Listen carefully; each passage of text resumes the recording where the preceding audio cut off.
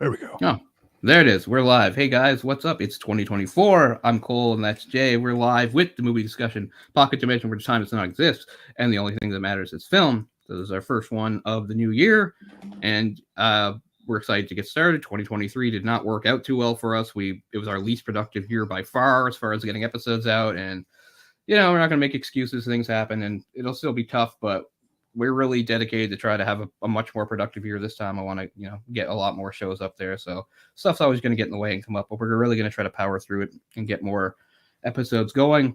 I know maybe it's not a great sign that we're starting the year this late in the month, but whatever, that's okay. Better late than never. And we're going to get going. So, the last thing we did was just before Christmas, and I can't even remember what it was. Was it American Beauty? It was American Beauty, that's right. So the long-awaited American Beauty show that Jay had been planning since this show's inception. I mean, I didn't mind doing it. It was kind of fun to at least, get out some of my feelings on how I don't like the movie, and that kind of stuff. But like I said, I can't muster up the hatred I used to have for it. Too much time has passed. It doesn't get talked about the way it used to anymore. I mean, people are always going to like it and reference it, and that's fine. I guess the world has moved on. I can live with it. I'm just never gonna like it. I know that. Even that was my first time watching the movie all the way through in like 20 years, and like nothing changed for me really. I still had all like the same issues on that. And this isn't a big thing. This is something that was sort of nagging me a little bit. I always worry about things I say sometimes. So we were at Park, and our friend Jamie was watching. She was saying, like, personally, she sometimes had problems with the Lester character because of that whole fixation on the high school girl thing. And she said, well, it was sort of personal to her because she had recalled, she remembered what it was like being like a high school cheerleader, and it made her wonder, if they were, older men perving on her like that and uncomfortable. And I understood what she said. And I was just trying to move forward. Like, I didn't mean to hand wave that, Jamie, and be like, oh, I don't care. None of that matters. That wasn't what I meant. What I mean is I totally understand that point of view and I get it. I was only trying to make the point that I appreciated in that movie that they were honest. Like, this is something that does occur, and we'll even have a major character do it.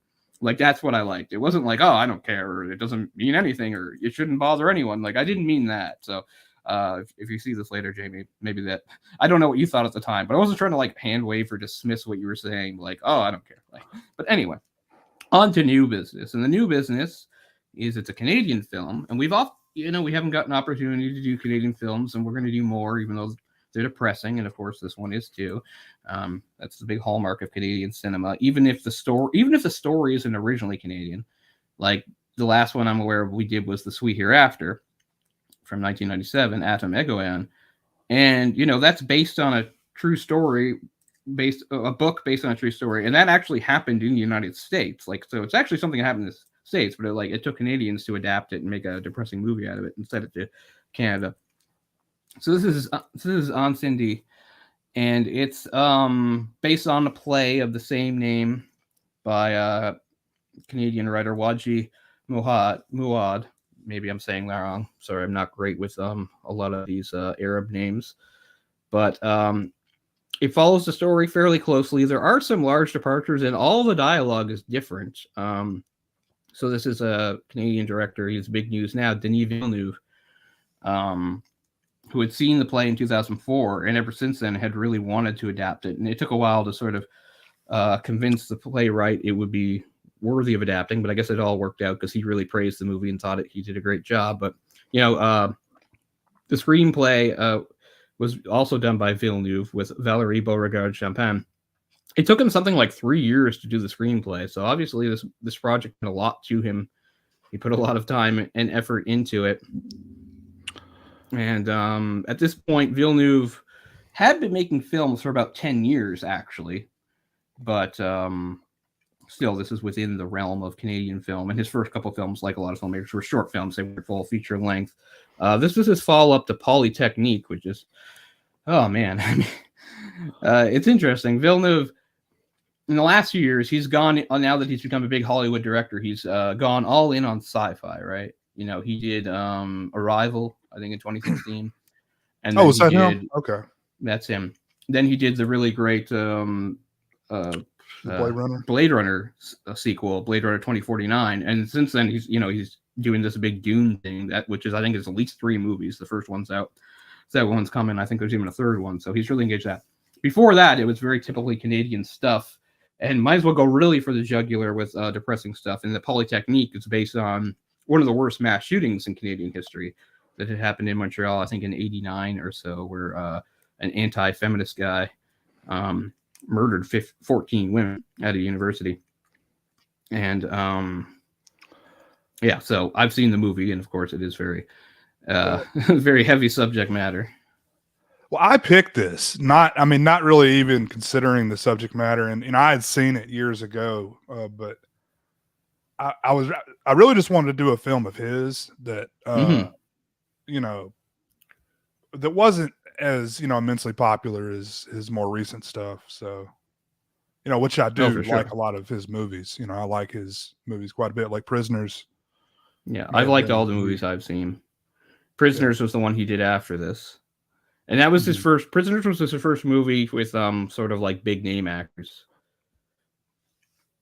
But yeah, it's kind of an odd, like it's a Canadian film, like technically, right? But most of the movie doesn't take place in Canada.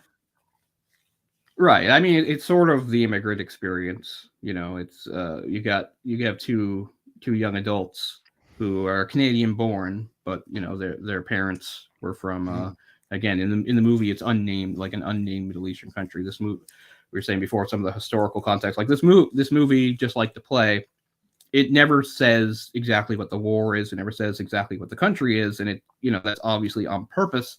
But there's a lot of things that mirror real life, particularly the Lebanese Civil War, which took place from 1975 all the way to 1990, and involved a lot of similar conflicts, specifically like religious conflicts between Christian Arabs and Muslim Arabs, which is at the heart of this movie too. And the timeline kind of lines up a lot since this takes place in 2010, but we'll get into that as we go. But what was my original point? Now I can't even remember what my original point was, but something.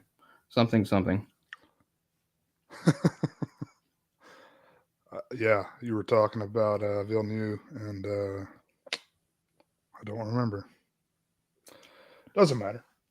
Yeah, but like he's the big guy in Hollywood now, so I didn't really want to do like Prisoners, even though we probably could talk about that movie a little bit more than this, because it's not quite as on the nose with everything. Yeah, I mean, I like this movie more than Prisoners, and I like Prisoners quite a bit, but I like this movie more than Prisoners. I think it is a really emotional movie, obviously. I mean, you can say with subject matter like that, you can't miss, I guess, but you can miss if it's like not well told or well acted. I think the acting is really strong. But yeah, I like Prisoners a lot, but I think this movie, I mean, just has a bigger scope. And maybe I do like it because it has that sort of unique immigrant Canadian experience to it. Prisoners is Canadian, but it could take place in the States too. There's nothing too distinctly Canadian about it. We've talked a lot before about how exactly you define a Canadian movie. It's not. It's the further we go, the harder it is to, as productions get mixed up with other countries. Just like we say, like we think of Hollywood movies. They're American movies. They're made primarily for the American audience. They're English language, but they involve people from all over the world making them, and not just like minor things either, but like big star actors and the directors themselves. So it's harder and harder to differentiate. It's not the same thing as like looking at like a movie that takes place entirely within, say, like Bollywood or something. Yeah, that's an Indian movie, obviously. So Canadian film, as we go, it gets more and more tied up with American, but still Canadian film industry exists. That's how this works. Telefilm Canada, that kind of stuff. So that still does work. And I hope we can do some more. And I know a few times we've looked at the list. There's a list of 10 greatest Canadian films that gets updated every few years. And we've looked at that a few times and seen how certain movies have moved around and dropped off the list and other ones have been added. And there's a few top ones that I've actually never seen, even though they're considered among the greatest Canadian. One is the French. I think it's been number one at least a few times. There's a Quebecois movie called Mon Oncle Antoine, which is usually number 1 or 2 on the list. I'll find that list later and we can look at it. I feel like before all is said and done, Villeneuve might get something on there. But then again, I don't know, because he's moved away from a purely Canadian production. The movies he's doing now are Hollywood movies. And it's not the same thing, we talk a lot about when I talk about martial arts. You have somebody like John Woo, who's a Hong Kong film director. He went to the US and then he went back to Hong Kong because it's still distinct. It doesn't really work that way with Canada. I can't really think of a Canadian director that made Canadian films and then went Hollywood and then went back to making smaller scale Canadian films. Like, I'm not saying that's never happened, but I can't think of it. Yeah. So, yeah, I enjoy it from that perspective because honestly, I tell you, at least like the first half hour of this movie feels like it could have been directed by Atom Egoyan. And this is where words are going to fail me because I can't explain properly, but it feels just like his movies. If you're familiar with Egoyan's movies, in the 90s especially, like they feel just like the way this one is shot in like at least the first part. When it starts to branch out and get more into the conflict and stuff, sure, it's a bit different. But just those like that intimate scene at the start in the office, the shot on the street, like some of that just made me feel and remember Adam Egoyan movies. They have the same sort of feel to them. Even Cronenberg has a little bit. It's just a feeling. It's very hard for me to put into words. I don't know. But by the way, speaking of Cronenberg, I watched the Dead Ringers show, and I don't have to get into it right now, but I do want to talk. You didn't think too much of it, right? You were kind of. I'm biased. Sounds like they kind of. It sounds like they kind of took out what was special about it. Exactly. Kind of sanitized it, really. Yeah. Yeah. Well, I don't know. Yeah. Well, I mean, they make the lead is female. Yes. Instead of Rachel Weisz. Yeah, and I like her. I've always liked her. Yeah, I like her too. She's fine in it. I mean, there's no real complaints with her, but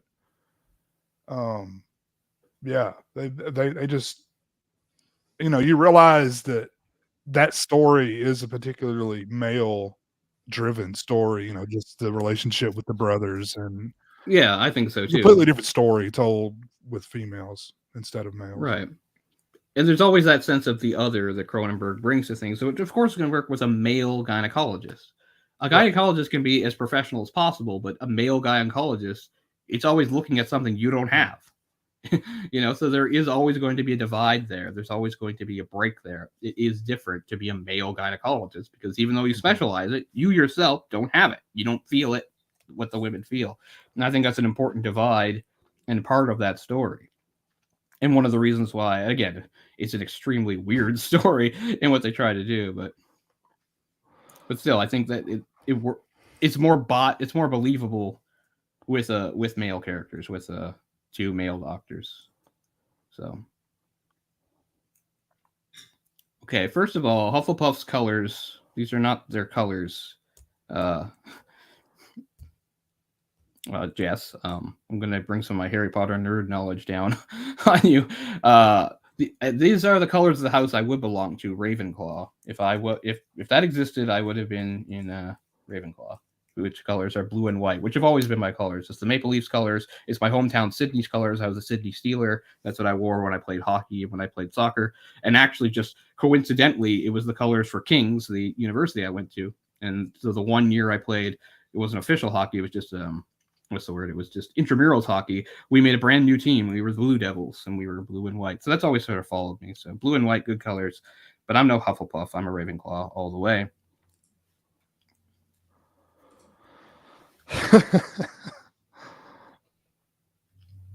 I'm so green on Harry Potter. I haven't really. I've seen the first movie, I think, but. Yeah. I mean, last year I had this big ambitious plan to do live commentaries of all of those with Jamie, but we've had a lot of trouble. I don't know if she's even still doing stuff, but I mean, if anybody else wants to step in and do that, it'd be different with you though, because again, you don't really know them. So you're kind of reacting to them in real time. You don't have a history with them. Whereas my history is really complicated because I read the books back in the day. And I wasn't a kid either. I'm not going to go way off. This is your fault, Jess. I'm not going to go way off. But I mean, I was 14 when the first Harry Potter book came out, right? So I was into my late teens as those books became, a phenomenon and famous. The first movie came out in 2001. By then I was 18. So so I'm not somebody who necessarily grew up with the books or the movies, but I was in that I was young. But anyway, like anything else, Lord of the Rings, whatever like that. I'm a book person, right? I think the Harry Potter movies are mostly good, but I do think they did a lot of mistakes in adapting. But anyway, that will be for some other thing, probably not on this channel. I'm not on familiar this show, at all, but I probably know more than I should, having not seen the movies or read the books, just because it is so ingrained in our culture. They're huge, yeah, exactly. Like, you haven't seen them, but like Hufflepuff, Ravenclaw, Gryffindor, like they're nonsense words, but they're Harry Potter, Quidditch, stuff like that. If there's anything the movie was great for giving us, it was like award-winning, super respected British actors of the old school, all saying nonsense words.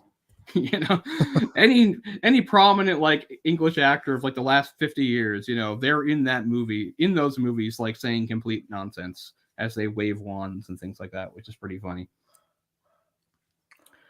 And it's like really big at, is it Universal Studios? Like they're adding, or is it Disney or Universal? It's one of the few things. It's one of the few things Disney doesn't have. Yeah. So it's apparently really big there now. So, I mean, I'd like to see it as somebody who was a fan of the books and movies. I'd like to see something like that. I've played a few of the video games.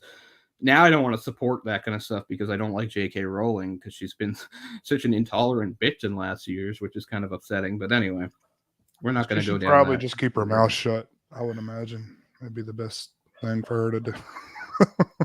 I mean, you're the most successful author of all time, ever. And this is what you decide to do with your time. Okay, well, sure.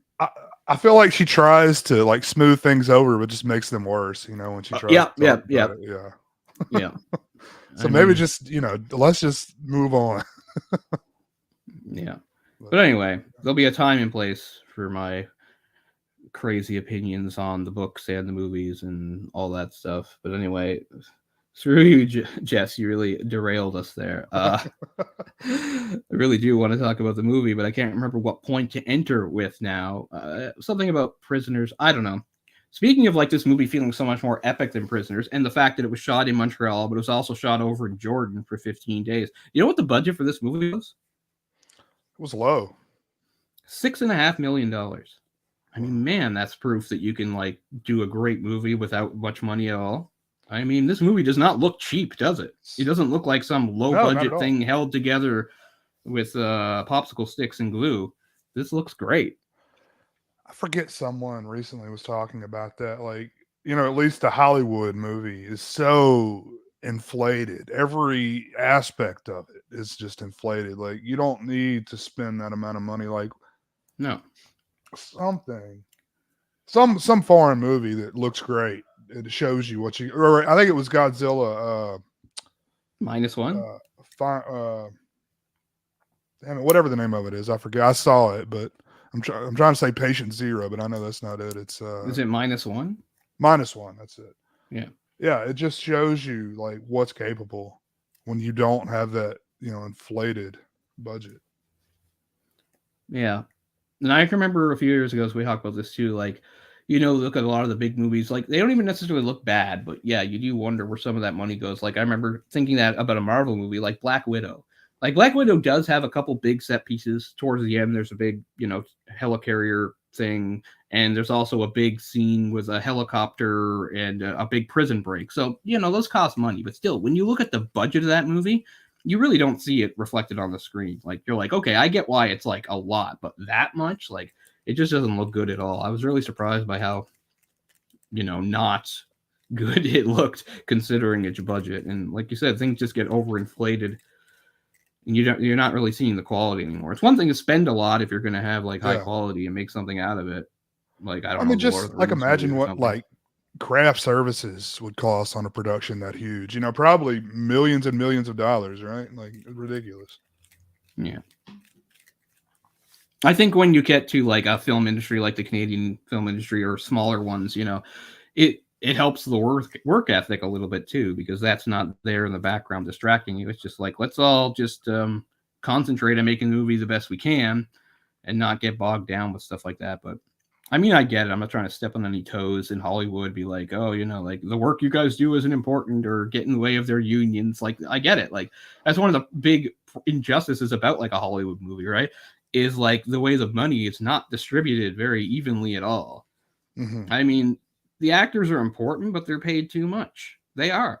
I mean, more of that money should be going towards things like set painters and, I don't know, set designers, animators. You know, they're just making little crumbs off these movies that gross $1 billion. Right. And I mean, I get it. You have hundreds of people working on a movie. Not everybody can make $1 million off it, but it's kind of stupid when you have stars that are making like 15, 20 upwards of that. So I don't know. That's why, like, when speaking of Black Widow, like when people were talking about how upset that actress was about like not getting paid equally when it came to the men, like I get it, but I'm just not the right person to talk to about that, because to me it just sounds like millionaires just wanting even more. It's the same thing when I hear about like athletes wanting to be paid what they're worth. Like, you're already paid way more than what you're worth, man. Way more. Was that you're saying Scarlett in relation Johansson to this said that?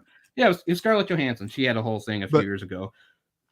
Was it that she was under contract though? I mean, she would have had to have agreed to that amount of money to begin with. I don't know. She probably did, right? But when you're big stars, you can walk back things like that, especially if she has like the sexism angle, which I mean, I get is real. It's reflected in every part of society that men are making more than women.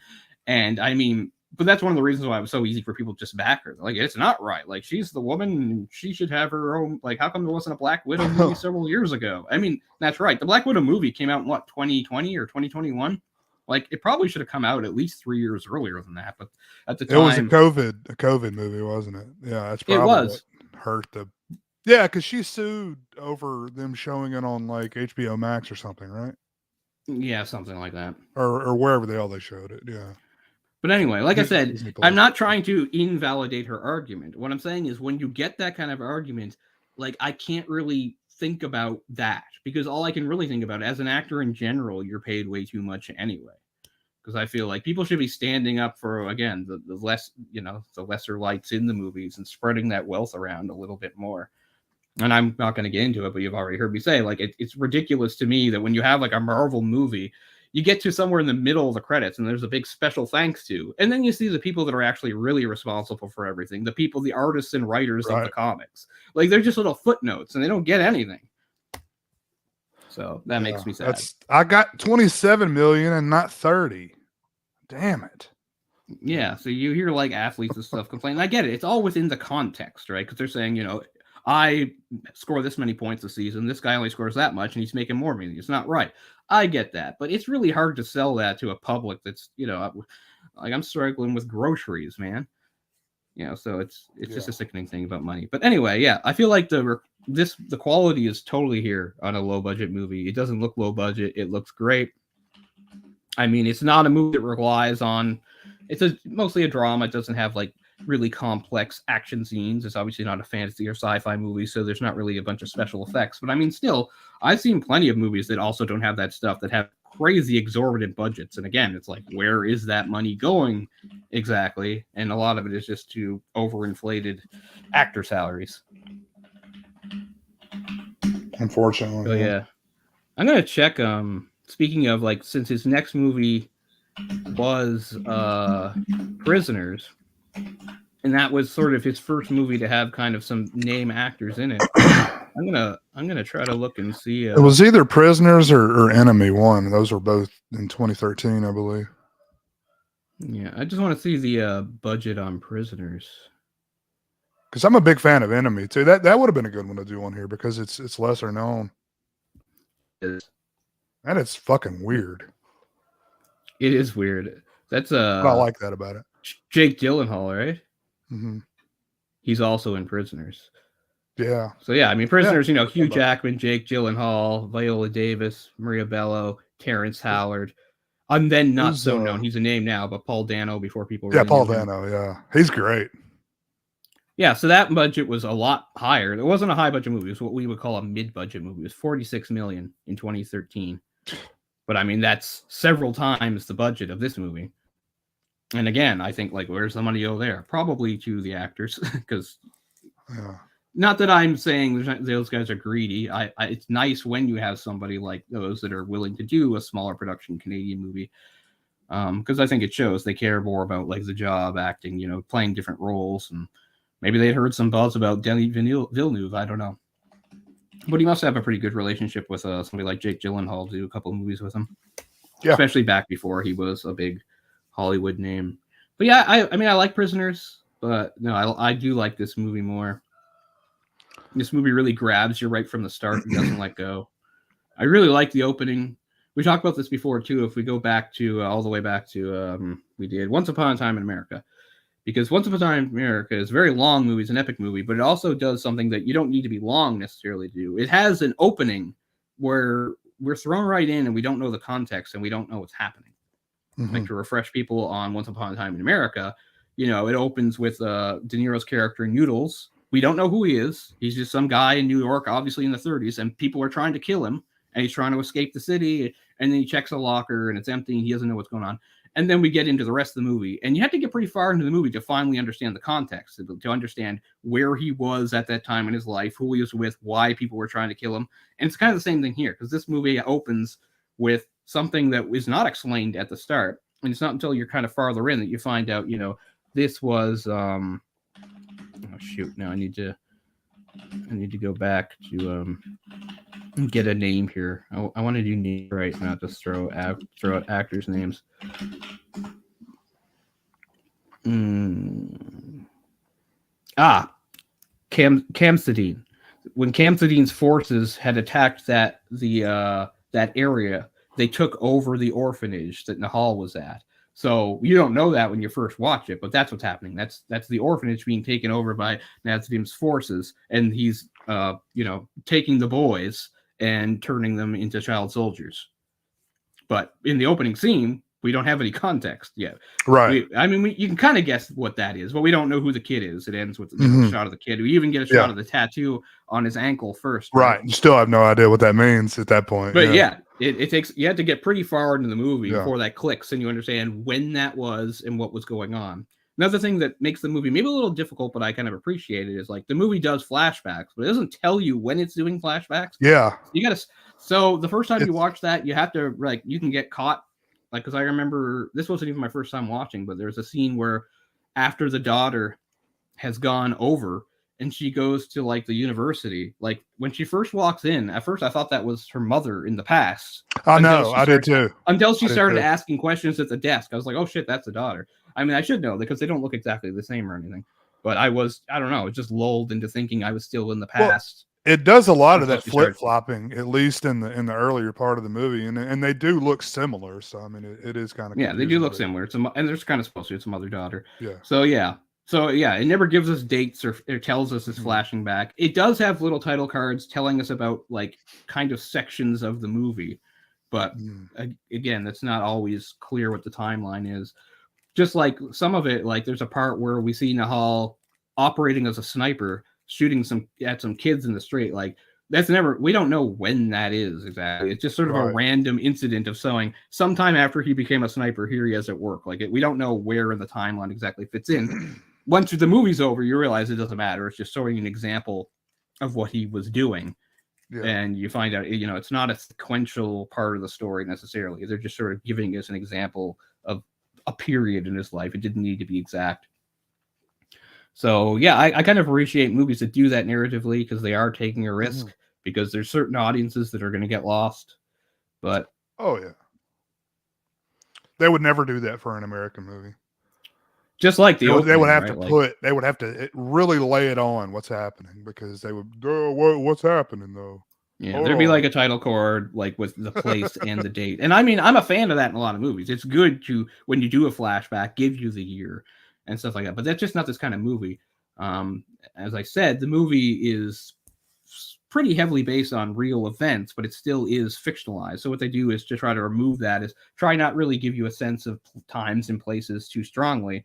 Although everything gets thrown out of whack once you find out they use the date 1970 as Nawal's birth. And I was talking about this with Jay before we went on the air. It kind of throws everything out, because suddenly everybody's age comes into question at certain times, but it doesn't make the whole movie fall apart or anything like that. You can accept it. But I feel like they resisted it putting stuff in time. I mean, the movie came out in 2010. Presumably it's set in 2010. it doesn't go out of its way to necessarily let you know when it's the 70s or the 80s. You can kind of tell, but it is always harder in that part of the world. I mean, at least it is for Westerners. And again, the movie is for a Western audience, and I think that's why they use the Radiohead song at the start, You and Whose Army, which is in the scene I just described, in the hall being taken in by the soldiers having his head shaved. It's some of the best, most effective use of pop music I've seen in a movie. It just really sticks with you. And then to connect that later in the present or whatever, you have the daughter on a bus and she's listening to like an iPod or something, and she's listening to another Radiohead song. Mm-hmm. But yeah, Canadian directors know what to do with Radiohead, because you know how like most people that aren't like into Radiohead, like they know Creep, even though Radiohead themselves don't even like the song and don't even play it. And most people are like, well, if you like Creep, that's not necessarily emblematic of what Radiohead's like. All that blah, blah, blah. The first time I ever heard Creep, it's because of my age, right? Because obviously Creep was really big when it came out, but I didn't start like watching music videos a lot until maybe 1996 or so. So in the first couple of years, even though that would have gotten like heavy rotation on Much Music in Canada and MTV, I hadn't seen it. I first heard Creep in another depressing Canadian movie. I think I've mentioned this one to you before, Jay. It's a movie called Little Criminals. And of course, it's nice and depressing. And it's about like a 9 or 10-year-old kid who basically is like a criminal and is exploiting the loopholes in the law that every time he gets arrested, they can't do anything to him. So he has like a bad home life. He doesn't have a father, and he has a mom who's like, I don't know, a drug addict or something. The movie ends, spoilers, people, big depressing spoilers for this movie, is like at the end of the movie, he goes home to his like apartment with his mother, and they fall asleep together. And she like left like a cigarette burning, and it burns the place down while Creep plays over the credits. It's like, whoa. So that was the first time I heard Creep. Because I saw it on TV in like 95 or 96. And this movie I saw on TV. This is kind of like ages ago. We did City of God. Remember City of God, the Brazilian movie? Same circumstances. I saw this movie on CBC on TV, and I probably missed the beginning. I probably missed the first 10 or 15 minutes, but I kind of looked at the info and I was like, oh yeah, I'm going to watch this. And I actually watched it with commercials. So that's the first time I saw it, sometime in the early 2010s. I couldn't say, it might have been 2013, something like that. Certainly the name Denis Villeneuve wouldn't have meant anything to me at the time, I don't think. And obviously there was no name actors. I just watched it because I thought it was interesting, which I did do sometimes and still do sometimes, although less and less with TV. But yeah, I think it was probably a long time before I even remembered that he was the one who had done it. I just knew that I'd seen a Canadian movie a few years ago that was called Incendies. It was French language and Arabic, which is another thing that makes it interesting. It's a movie that's in 2 languages, but neither one's English, so that's kind of cool. So I've just got the subtitles on the whole time. Oh yeah.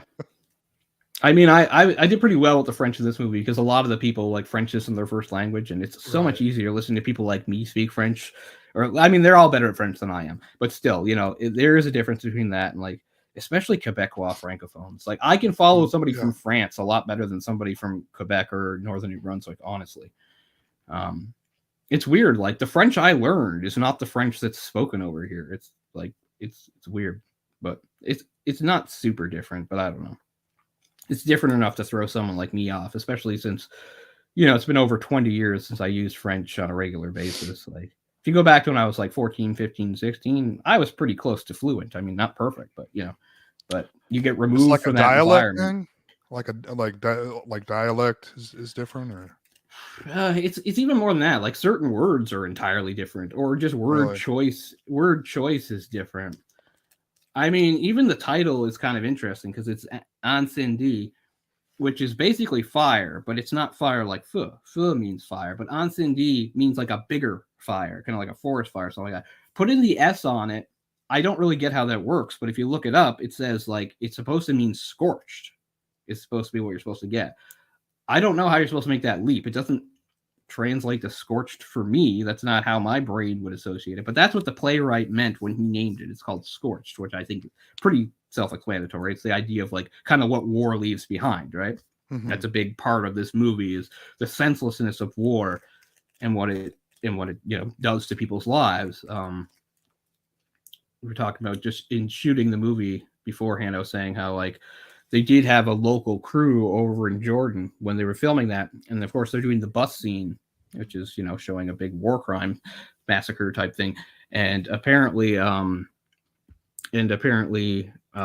Villeneuve had some reservations about doing it. He was worried that it might hit too close to home from some of these crew members, because a lot of them had seen stuff like this, or had lived through it, or relatives that lived through it. But I guess they all agreed and thought it was important to, even if the movie was technically fiction, to still to still show something like this in an accurate way.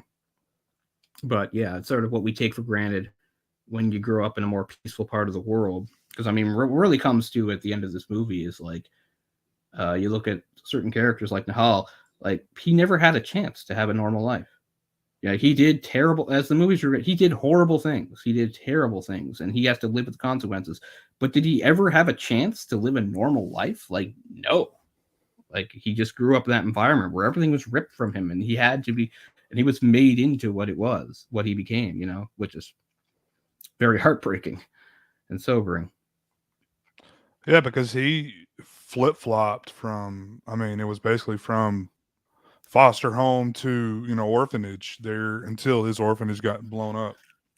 Yeah, and then he becomes basically radicalized, and as a child becomes a child soldier, which is something we haven't really gotten to talk about in any of our movies yet. It's child soldiers, which is still a thing in the world today. It's it's a really terrible thing, and it's fascinating too. I hate to say it, but it is fascinating to think and there are people walking around right now living normal lives that had been child soldiers. It's bad enough, what war does to anybody. But we talk about veterans, and of course, veterans have seen some shit, they've been through some stuff. But imagine that you experienced all that when you were a kid. And I don't just mean as a victim of war, which of course is bad, but I mean you have a gun in your hand and you're supposed to be fighting in the war. That's crazy. Yeah. I mean, there's still parts of the world where that's going on, in parts of Africa. For sure. And obviously parts of the Middle East. Yeah, I think about what these guys are doing at 18 and what I was doing at 18, and it's pretty pathetic, honestly. But yeah. I mean, we're just fortunate. Really fortunate. Yeah.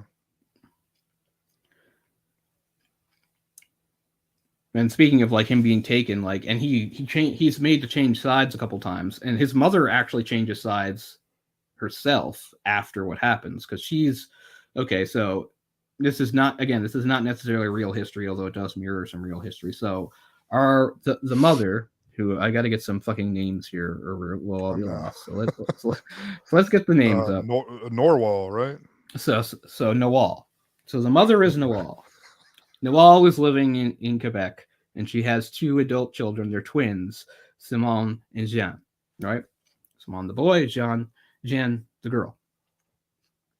Yeah. So Nawal, there's flashbacks to before they were born, when Nawal was still living in her country of origin, which is not specified, but it's probably Lebanon, right? Lebanon. Yeah. And a Levant country, as they say, that area. And one thing that makes her a little different to, I think, a lot of Western audiences, because we don't really think about them, because we think about, we think Arabs, we think Muslims, is that she was a Christian Muslim. There are a lot of Christian Muslims in that area, particularly Lebanon. She was one of them. That's what she came from. So that kind of Christianity is the Eastern Orthodox. So the same kind of Christianity you would see in the Balkan countries or something like that, right? So one thing that starts in one of the first flashbacks we get is to when she first gets pregnant with Nawal. It's with a lover who was not from there. He was a Muslim. It's hard. Stuff goes by quickly, but he was a Muslim refugee from another conflict, and her family disapproved of it, and they killed him. And they were about to kill her in an honor killing when her grandmother saved her because she was pregnant, and then tried to hide it away. So I think a lot of people also aren't aware that Christians do honor killings, because we don't think that, but Christians have and do honor killings. And that was what was going on there. So,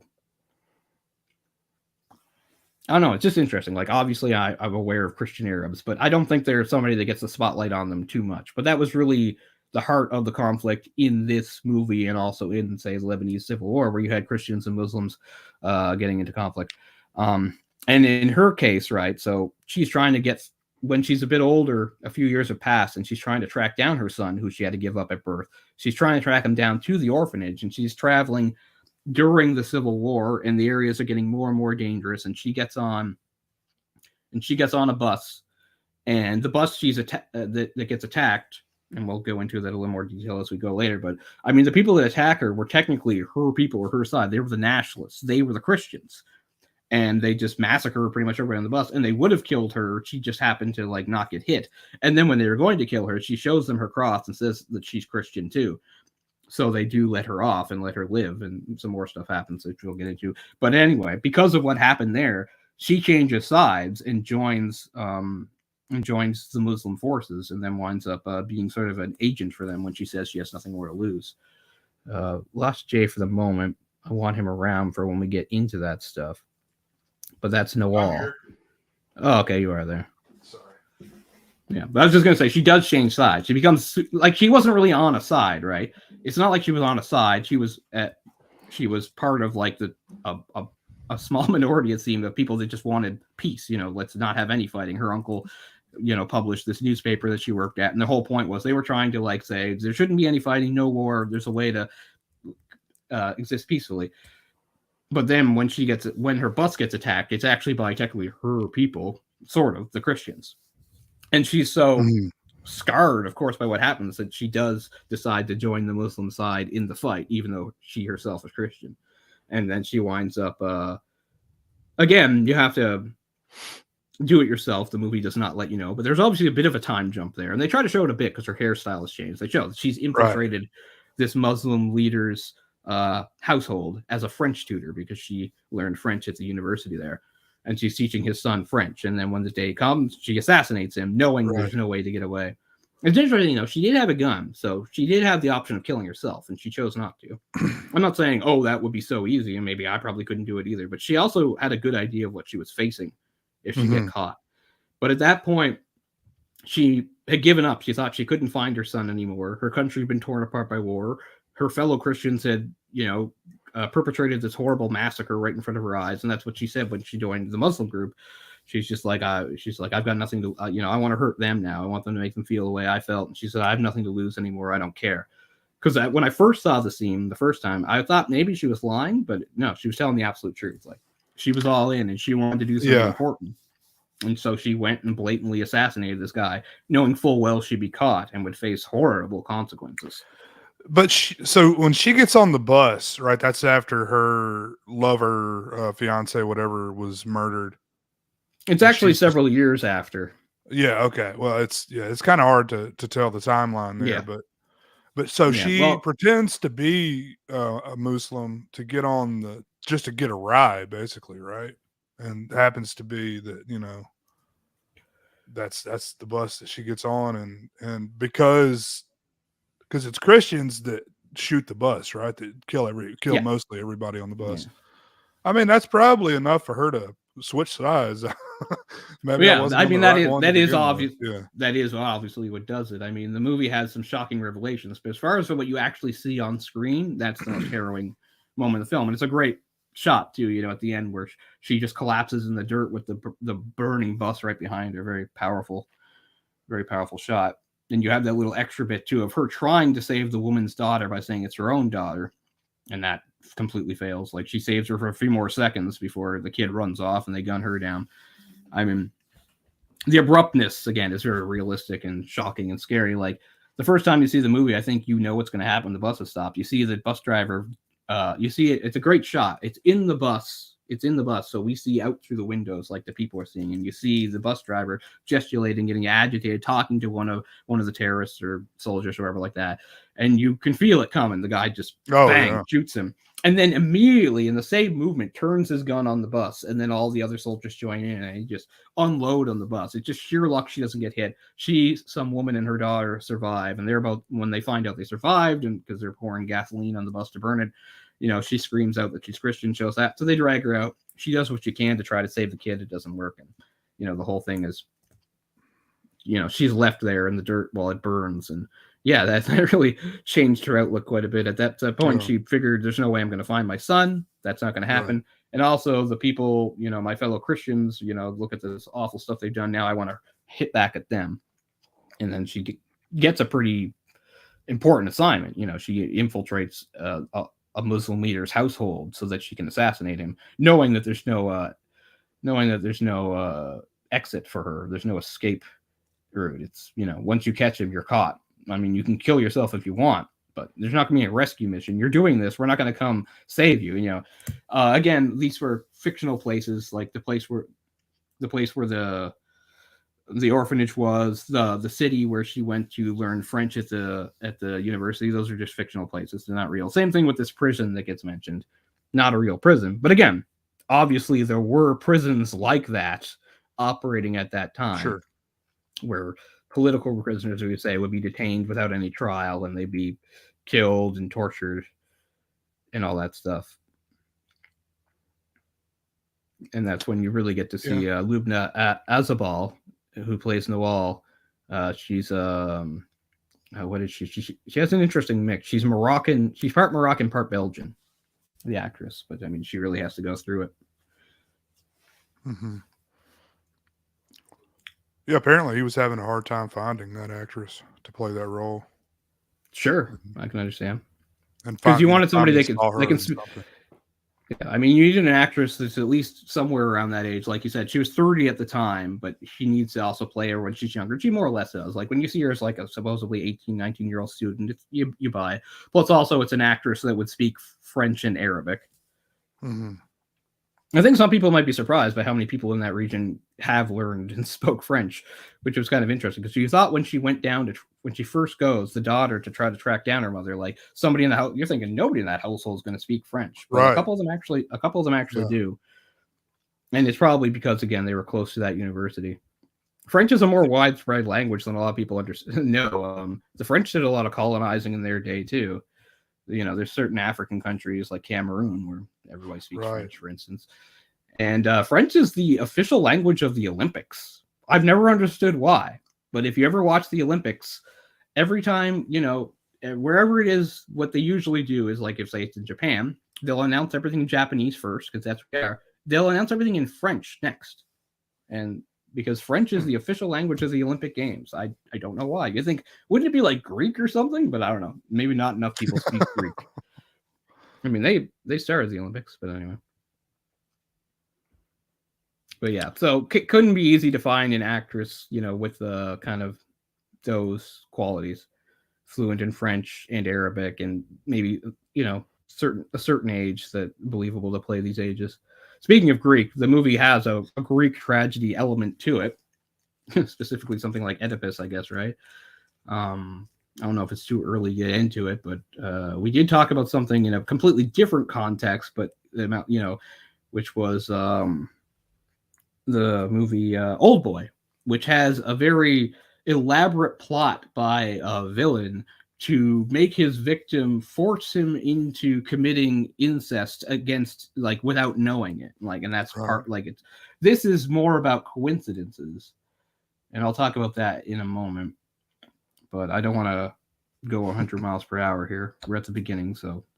You said this would be a simple, straightforward one. Not necessarily for me. A lot of stuff occurs to me with this movie. There's a lot of things I compare it to. There's a lot of themes and things that I think it uses. I mean, yeah, there's a lot of stuff. I just meant like it wasn't a lot left for interpretation. You know, it's all on the screen. Well, I mean, yeah, I don't think at the end of the movie, like, there's people are necessarily going to disagree about, like, what the movie's message is or whatever like that. Right. Yeah, like that's fair enough. As I said, I think a lot of, you know, the senselessness of war, certainly how ridiculous it is that to this day we have war for reasons like people of different religions not being able to get along with each other. I mean, look how it tears apart these lives and the ripple effect it has too, right? Like when the movie ends, the twins, nothing bad necessarily happens to them, but man, they learn some shit that they have to live with. It can't be easy. Yeah. I have a brother and he was an assassin. Yeah. And that's just the tip of the iceberg, right? There's more. We're holding back. We're holding back for now. And we were okay. We'll get to it. We'll get there. But yeah, so the way the movie's structured is, you know, what sets all this off is the mother's death. And again, let's do names here. So that's Nawal. Noelle dies at the age of 60, which is fairly young, and we don't really understand why it happened. So she has 2 adult twins living in Quebec, and they are Simon, played by Maxime Godet, and Melissa Desmoreaux-Poulin as Jeanne Morin. And really, she has the most heavy lifting to do besides Noelle, because she's in the first track. Because there's a difference between the twins in that she really wants to try to understand her mother and help out her final wishes, whereas Simone obviously never understood her and had a lot of difficulty with her and kind of felt like maybe she wasn't a good mother because she had a certain attachment from them that he resented her for. So in the first half of the movie, he like disappears. He doesn't want to be part of it. So we just so for that part, we follow Jen's journey. Eventually, he does get involved, but how it kicks off is that the man that their mother worked for in Quebec, she was a secretary. He was like a notary. Legal, that was kind of an odd relationship that they had, that he was willing to do that, for her. So they obviously had a relatively close relationship. Right. So that, like I said, our opening scene is that weird out of context thing with the thing at the orphanage showing the wall, but we don't know who he is or what's going on yet. Then it cuts to like where the action of the movie really begins in the present with her dying, and them the siblings having the meeting with him, and him reading stuff about her will and how she felt like she'd failed in something she was trying to do, and she didn't deserve a grave until that was done. So she'd have to pass the burden on to them. And the 2 big bombshells is, you guys thought your father was dead, but I think he's still alive. I want you to find him. And the other is, I had another kid before you guys. You have a brother. I want you to find him. And they get envelopes to give to those people if they can find him. Simone is, he doesn't want any part of it. He thinks it's dumb, and he's not going to do it. But Jeanne feels like she owes it to at least try for her mother. And that's what kicks it off. And she winds up even going back to where her mother's from, to start asking questions, picking up the breadcrumbs and trying to piece things together. And as the movie goes, because of the flashbacks, we know a lot more than the twins do. So we know stuff before they do. Because at one point, they follow their mother's trail as far as finding out, she actually assassinated that guy and got sent to this infamous prison. And they find out she gave birth there. They're like, our brother was born in the prison. By that time in the movie, as watching it, we, the audience, know that's not true.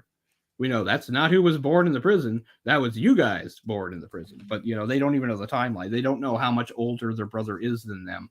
They figure he's probably only a few years older. Turns out he's like at least 20 years older than them. But they don't know that. Right. So there's a few times. So sometimes there's some scenes with some dramatic irony, because as the audience, we know stuff that they don't know yet. And they're thinking, to find out this revelation that our mother was raped over and over again by a torturer in prison, and then she gave birth to a baby. Like, how awful. That's our brother. But it's even worse than that.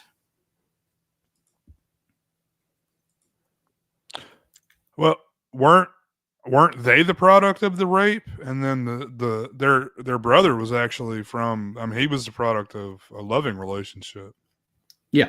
Which is one of the reasons why the 2 letters are so different at the end, even though at that point the mother knows the full truth. That's the other thing. That's the big wham scene in the movie. There's a few wham scenes because it's like, but the wham scene in the movie isn't them finding out. It's how the mother pieces it together, which is seeing him at the pool. Because very early in the movie, we have as a flashback, we flash back to the pool thing, and all we know is like there's something real with the mother because she's at the pool and she just suddenly stops talking, and her daughter won't talk to her. Her daughter's trying to talk to her and she won't talk. And you can even forget about that until you see it brought up again. Okay, so here's another thing about the movie. So we're gonna do the spoilers, big spoilers, people. I mean, honestly, I caution you, people, if you haven't seen the movie and you want to see the movie, you shouldn't watch any more of this, because we're gonna do some big spoilers here. But when you're thinking about great storytelling, great literature, whatever like that, like there's different ways you can criticize it, or say like, whenever you watch something, there's always suspension of disbelief, for instance, and it's really how far that can be stretched. Like in certain movies, suspension of disbelief you absolutely need for everything, because maybe it's like a sci-fi or fantasy, something like that. In other things, it's more like, okay, that's not very realistic, but for the sake of story, we're going to let it go. And there's a fine line deciding what's good and bad. So I'm long-winded, so we're going to do this in my long-winded fashion. Charles Dickens. Charles Dickens, most people consider one of the great writers in the English language and one of the great writers of his era, even though at the time he didn't think he was doing anything great and he was basically a work-for-hire hack. People are like, he's too wordy, his books are too long. Well, that's because he was being paid by the word. He was literally paid by the word, people. So those poor high school students having to read his books and they're like, oh, just get to the damn point. He was trying to make his money, so leave him alone. But anyway, I mean, probably, I guess A Christmas Carol is maybe his most famous story, but it's maybe, as far as like a novel goes, I think the first novel, like his novels are famous, right? Like A Tale of Two Cities and Bleak House and stuff. But so I think Great Expectations is still the number one. And I think a lot of people, even people that haven't read Great Expectations, have some understanding of the plot and what happens and even haven't seen it. But to refresh things for people, because again, we're going to do this in a long-winded roundabout way because we've got the time. In Great Expectations, you have a poor kid named Pip living with a blacksmith and who is married to his sister. Yeah. Like his parents are dead. He lives with his sister who's older than him and mean and has a blacksmith who is nice to him. And he lives a really poor, shitty life. And one day he's out on the moors and he gets attacked by this old convict who had escaped. And he's got chains on him. And he's so terrified. He's so young. He's so terrified by the convict that the convict gets him to do things like bring him food and stuff like that just by threatening him. Because anybody who is smart enough or old enough would know, I don't have to, as long as I get away from this guy, he can't do anything to me. But, you know, he's a young enough kid. He's like, if you don't do this, I'll come to your house and kill you, blah, blah. So, you know, over that. And eventually he gets him, he finds out with the blacksmith. He does the blacksmith tools so he can even get the irons off. And finally, even though he's been scaring him and threatening him the whole time, the convict is finally kind of nice and says, like, you know, I won't forget what you did for me helping me.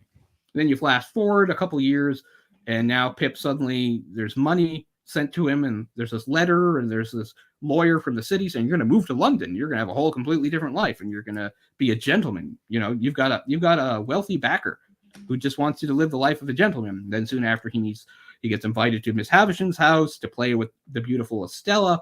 And the whole point of Great Expectations is he expects that Miss Havisham is the backer and that he's being groomed to marry Estella. And spoiler, and jumping past a whole bunch of stuff, but that's not what happens. Stella doesn't really love him. She just sort of tortures him a bit. And Miss Havisham was never the backer. It turns out the backer was the convict. The convict became wealthy and anonymously decided to help Pip. And I think most people accept that as a pretty good story. Where the story loses it for me and a lot of people is the fact that Miss Havisham is a weird recluse who hasn't left her house in years because on the day of her wedding, her husband-to-be didn't show up and left her at the altar. Now she's all broken, wandering her busted-up house in her wedding gown and blah, blah, blah. And then you find out really late in the story that convict was the guy she was supposed to marry.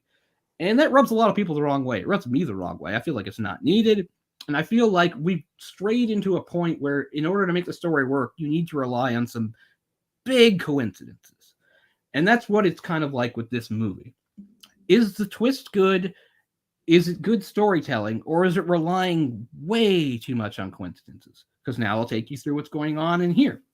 It turns out that when the mother was raped over and over again in prison, she was raped over and over again by a special torturer who was actually, her radicalized son. He didn't know it. She didn't know it. So not only are the twins the product of rape, they're also the product of unbeknownst incest, meaning their father is also their half-brother. So wham, there it is. But it takes big coincidences. And I don't think it bothers me too much, but I have to ask you, does it bother you? I don't know what people think. Because think about what has to happen. She gets pregnant from somebody her family disapproves of so much that they fucking murder him. She knows the baby won't be safe. The grandmother helps her. She gives up the baby to go to an orphanage.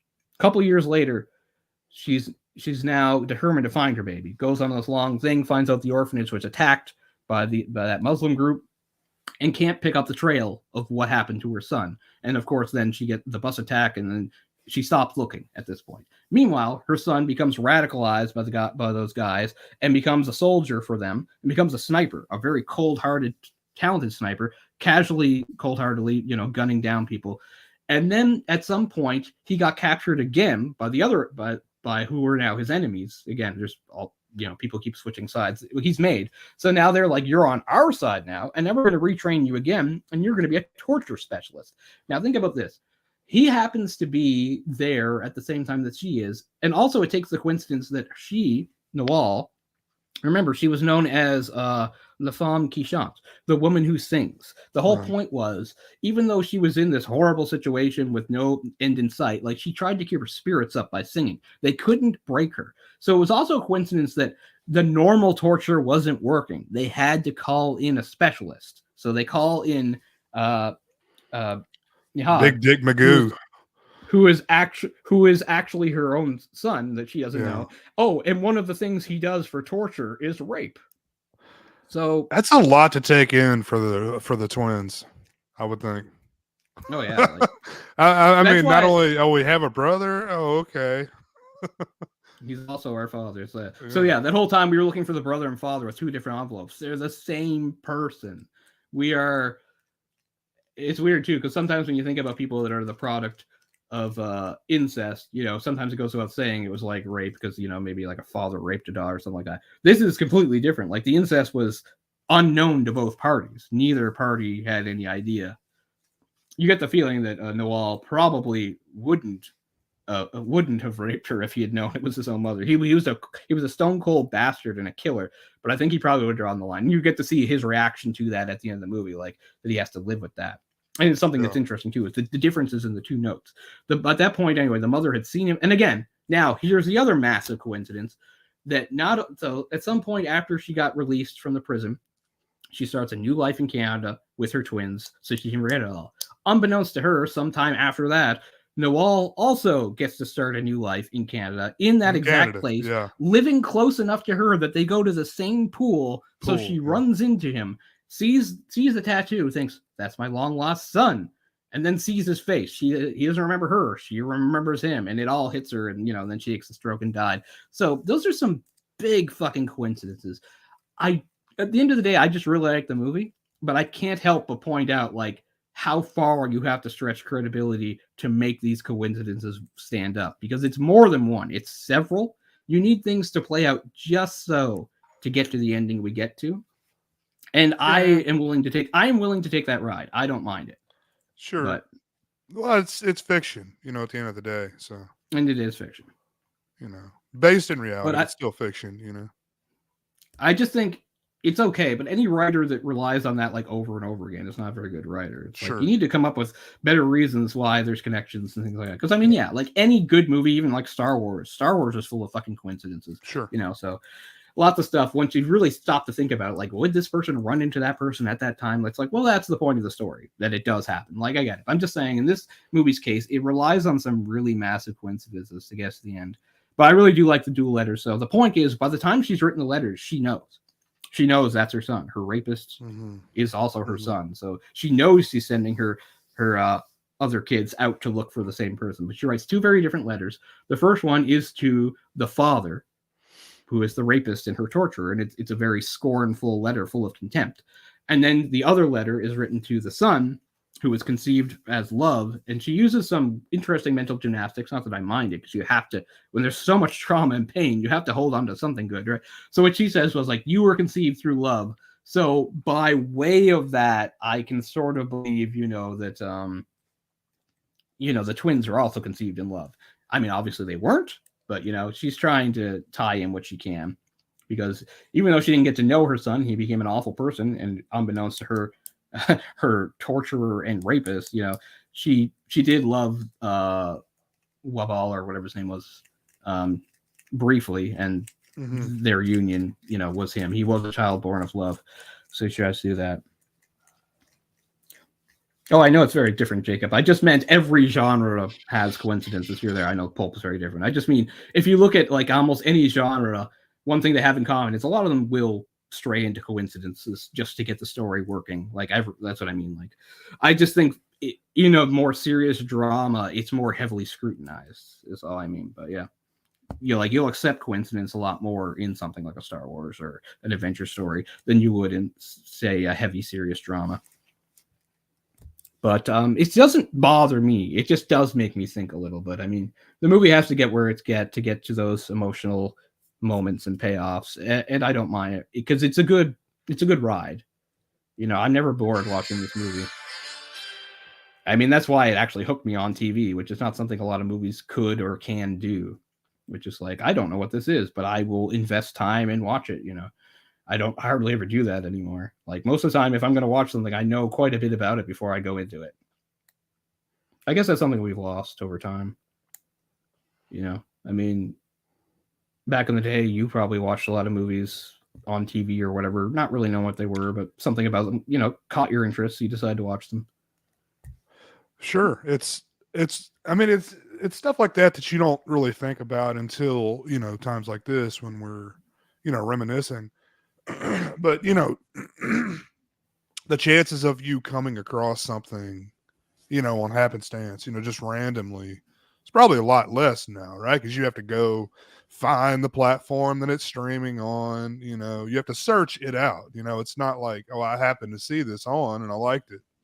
So yeah, I mean, I've done like blind watches of stuff streaming before with mixed results, but it's still not really the same thing, right? Because even there, you can like read a little thing, a little blurb about it. But you can like, oh, this actor's in this movie. I never heard of this movie, but I know this actor. Maybe I'll watch it. Yeah. It's not really the same. I mean, there's quite a few movies back like in the 90s that I would have caught on TV with like, no background, nothing. It's just like, what is this? Let's watch it. So many things that I just saw because it was on, and I had limited just because it was on. So, and I love now, I still look back fondly on that stuff. I mean, speaking of Canadians and Adam Egoya, and that's how I saw Exotica. Exotica was on like a showcase or something. So I watched it, yeah.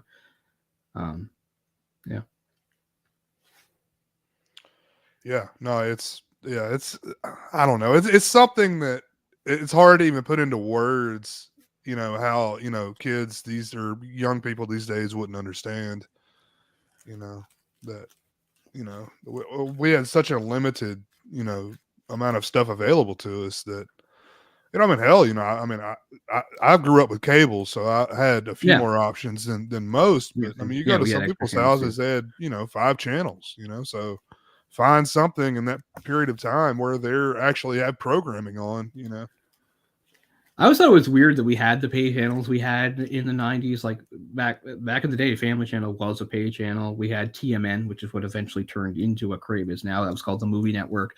And things like Bravo and WSBK, which wasn't even a special channel, just a channel out of Boston. And Showcase, which is the Canadian version of Showtime. Those are all pay channels. And I thought it was interesting because I didn't push for them. We just had them. And it's like, I'm the one that watched them more. Like, my parents were not really watching that stuff. My parents weren't big movie people or anything like that. I was the one who benefited the most. I always thought it was interesting.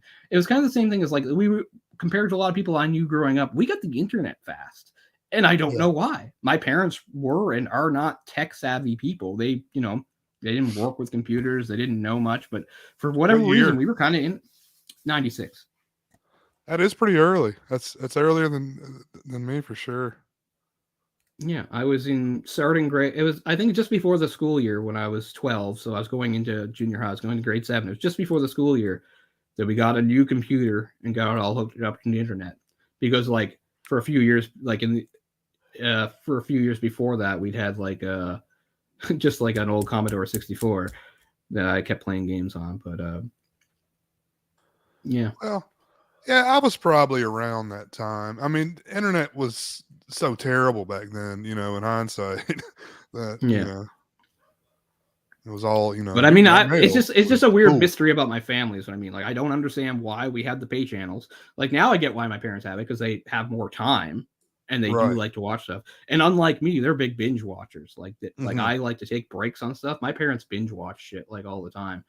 And so, but I mean, this is back, when I was a kid, and they had, it's not like my parents aren't busy now, but they were way more busy back then, right? So I was the one who benefited, and it's not like I asked for it. So I don't know why we got the internet early, and I don't know why we had pay channels really when I was in the household. Like, my sister didn't watch nearly the amount of TV I did. She was too much of a bookworm.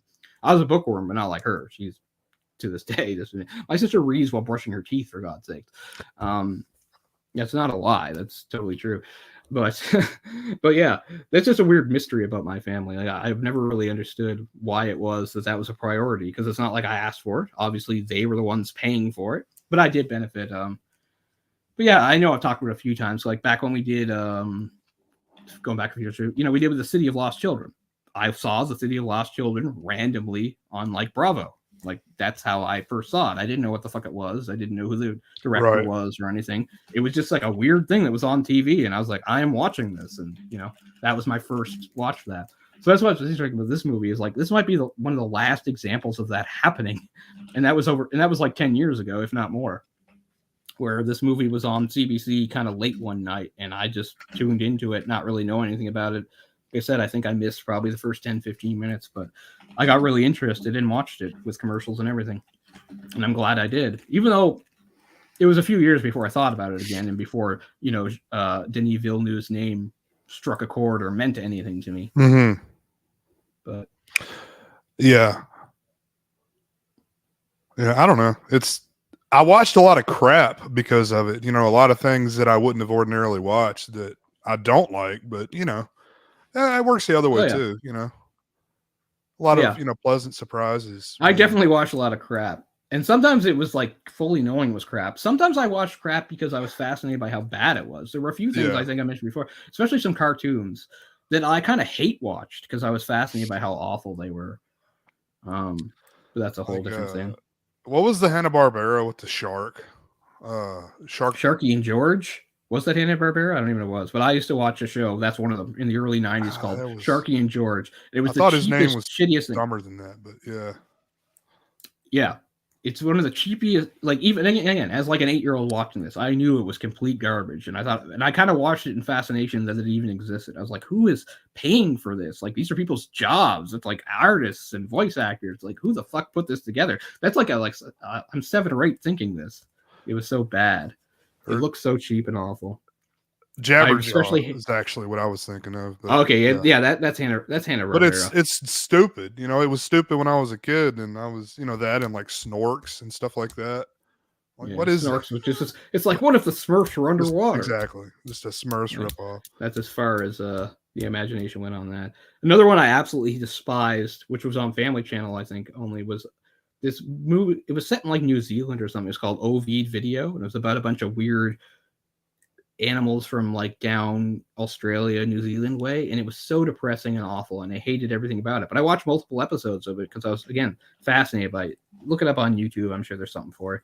But yeah, the main character, some weird bird thing. His name was Ovid, which is just video backwards, and the show was called Ovid Video for no reason, and I couldn't tell you what the hell happens. And I remember at one point somebody got bit by a vamp. Like there was a snake who was kind of like a bad guy, not like a serious bad guy, but he opposed them. He got bitten by like a vampire bat and thought he was a literal vampire. I remember that's like the only episode I can really remember. And he goes around biting people with like a cape on because he thinks he's really a vampire when he's not.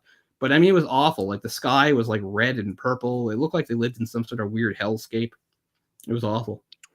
So that's just another example of something like I watched knowing I hated it. I was like, it was a fascination. I was like, this is so bad. I can't believe it's real. It's the same animator as the Snorks. Wow, that's hilarious. This is worse than the Small Snorks. World. I promise this, because like the Snorks was just like half-assed and bad. Like this was like made me feel bad watching it. No, it's weird, like to have that awareness as such a young kid, to be like 8, 9 years old, and even then have the awareness like this is so terrible, and have like a weird fascination. It's like this makes me feel bad, and I kind of need to watch a bit more of it because it also fascinates me. Like I did have that going. I don't want to go on to watch this though. It's just also like it's hard to remember time schedules and things. Like I don't understand why I watch certain shows, and other shows either I was aware of it in like there's 3 categories of shows that you knew and you watched, shows that you knew and you didn't watch, and shows that you weren't aware of and didn't watch because you weren't aware of them.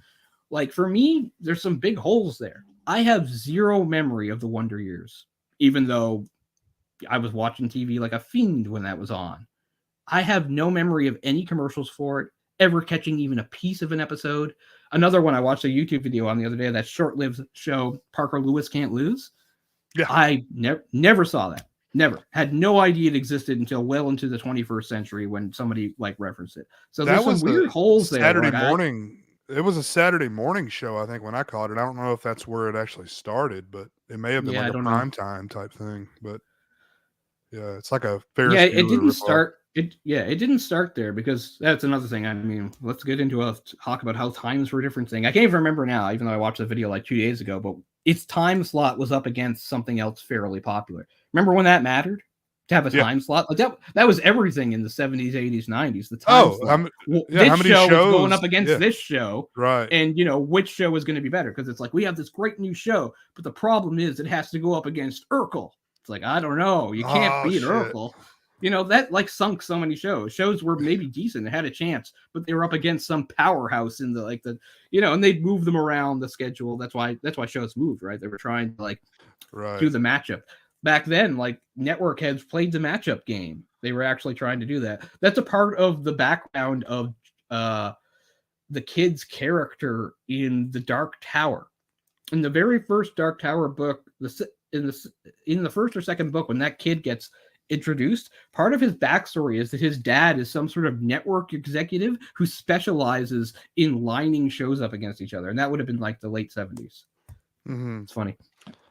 Yeah, even when I was a kid, I championed like shows that got, I mean, just like you said, not because they weren't good, just because they weren't getting numbers, maybe because of the time slot, whatever. But yeah, just think of everything that would have existed if Cheers, wasn't on at the time it was on, or Seinfeld, or Friends, right. Or whatever, Yeah, they just destroyed some shows, right? Like, some shows might have been good, but they just didn't have a chance because they were going up against juggernauts. Like, that is still kind of a thing now, but not. It's like a fraction of what it was. Like, now time slots matter a little, but not nearly. I don't know anyone that watches, what do you even call it now? Native television? Just television in general. Like, not the device, but just the programming that comes on like that. Yeah, because who's going to be like, oh, this show comes on 7:30 tomorrow night. I'm going to be there. Fuck it. I'll watch it in 2 weeks when I can watch the next episode with it right after, That's why I'm not going to watch True Detective and stuff, because I don't know. I guess I've gotten spoiled by the streaming formula. I like. Well, that's what I told. Yeah, well, that's what I told my parents, because my mother forgets everything anyway, and she's just like, well, you think Dad would watch? That's different. My mother is a good watcher, and I've gotten her to watch crazy stuff over the years. My mother has seen anime and horror and all this stuff. My mother gives shit a chance. She doesn't love everything, but she gives shit a chance. My dad doesn't give anything a chance, and my dad doesn't like stuff that's hard to follow. And she just said, Will, what do you like True Detective? Do you think we could watch it together? And I said, well, what did you guys think of the other ones? She doesn't remember. They did watch the other ones, or at least she did, but she doesn't remember, right?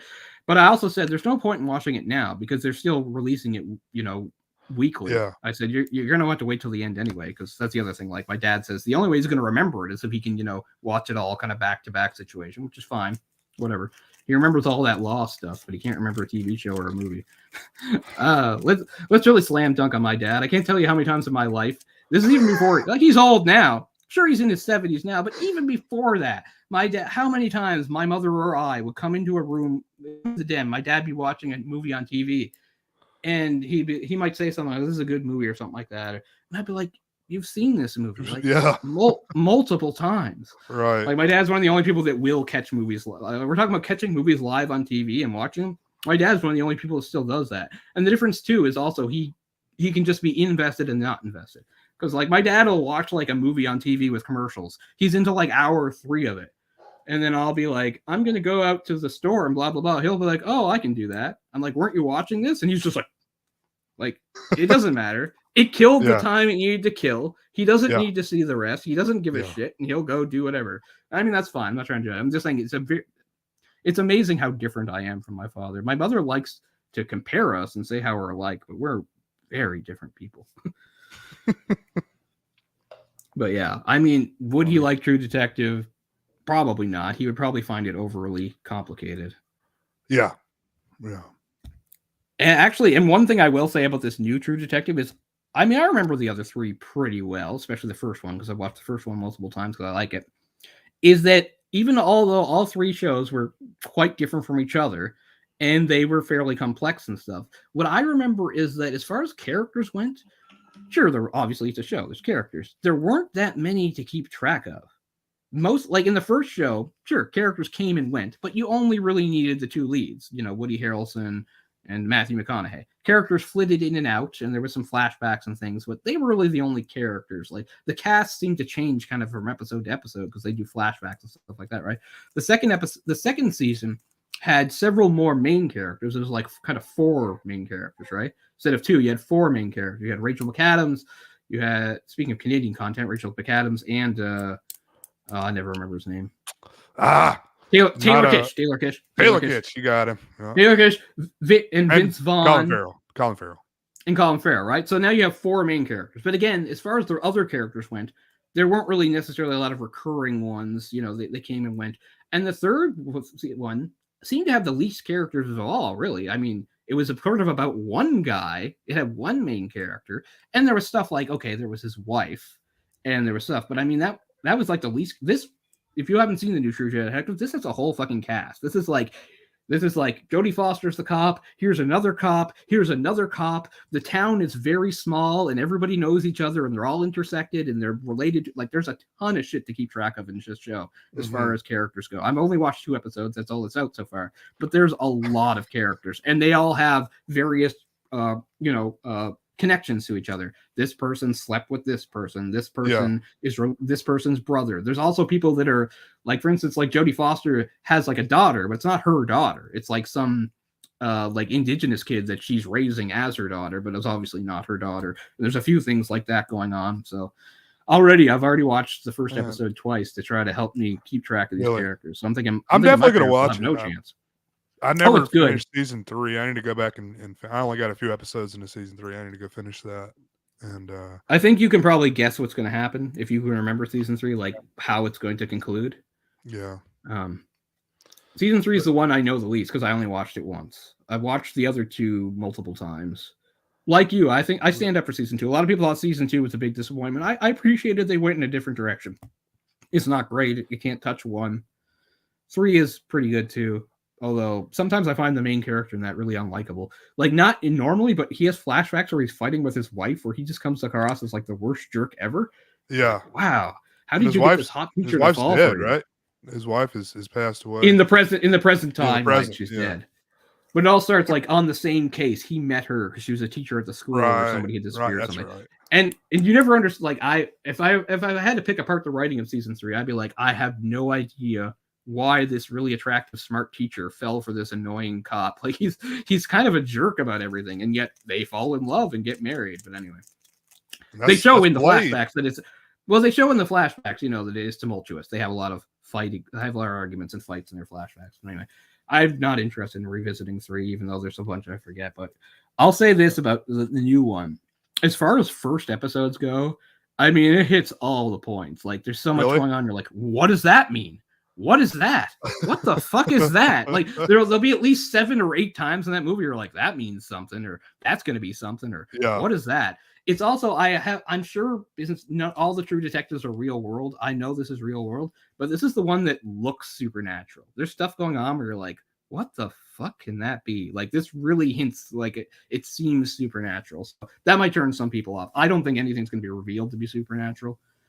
I don't think that it's going to go in that direction. I think there's going to be explanations for stuff, but it really has that feel. But I don't know. I'm sure it'll hold your interest.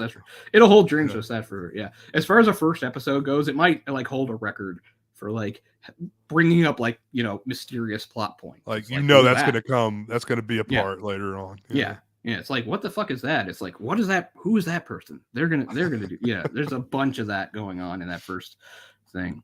But anyway, I was watching a show recently. I don't remember what it was. I may have been watching it with my wife, but it was it made me feel really stupid because there was like 6 white women, brunette, right? Like brunette white women around the same age.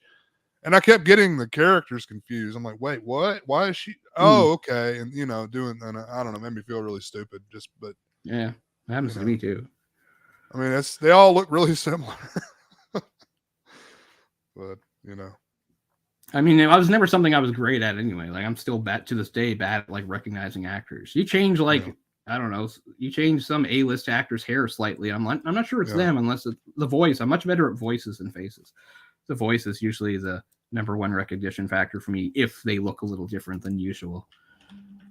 But something I want to watch, the new the Emma Stone movie. I'm trying to bring the name of it. That I think she may be nominated or going to be nominated. Hadn't heard of it, or maybe I heard the title. Oh yeah, I heard the title. I didn't know that was her. Poor Things. Yeah, it doesn't really even look like her on the poster art, but it's her. But looking forward to checking that out. I've heard good things. Yeah. Another good thing about a movie like Incendies is you don't get distracted by actors. So you can just, you don't know who they are really, so they can just be the role that they're playing. You don't have to think about them as the actor. I mean, these are experienced actors. Melissa Désormeaux-Poulin, she's like a staple of Quebecois TV. Like, she's all over the place. She's been doing that since she was a kid. She's actually in one other movie I've seen, which is the 2017 sex comedy Threesome. So I have actually seen her in another movie besides Incendies. I feel like I've seen that, but I don't remember it at all. Sounds familiar. I mean, it's a pretty cookie cutter plot. It's just like, she's married to some guy and they're worried about their sex life. So they're thinking maybe they should have a threesome. It's actually kind of tame when you think about something like Swinging with the Finkles. Yeah. Which inexplicably, I think I've went on this before. Like, imagine Martin Freeman married to Mandy Moore and being bored with his sex life, being like, "Oh, this isn't working for me." Like, what? Yeah, we gotta switch it up here. Yeah, you're just not doing it for me. Freeman, yeah. You're just not doing it for me, Mandy. Like the poster child for Mr. Vanilla, right? I guess that was the joke too. So, I mean, speaking of him and sex, it's like I said, this year was the first time I ever saw Love Actually all the way through. My mama, I couldn't believe how raunchy it was. And his whole thing is he was a pornographic actor in that movie, which I mean, I guess that's funny. Yeah, I mean that is kind of the joke, right? He's just like this plain, ordinary schlub kind of short guy, and yet he's a pornographic actor for some reason. It's one of the smaller pieces of the movie, but it is kind of funny to think of like That's become a big Christmas movie for people. I mean, I was won over. It's not what I expected. It's a lot more, again, raunchy and R-rated than I was expecting. I thought it was going to be more, I don't know. I just thought I thought it was going to be different. I saw it when it came out. I haven't gone back to revisit. I mean, I was always on TV, and I saw like random pieces of scenes before, but my mother always liked it. She's like, "We're gonna watch it this year," so I watched it. And I'm not saying I love it or anything, but it was definitely not what I was expecting, and I have to give it credit for being kind of different. And I'm thinking it came out in 2003. Like, if it came out now, people would probably be talking like how it's in bad taste or something, because everybody's so sensitive about everything. Find something to be offended by or whatever. Yeah.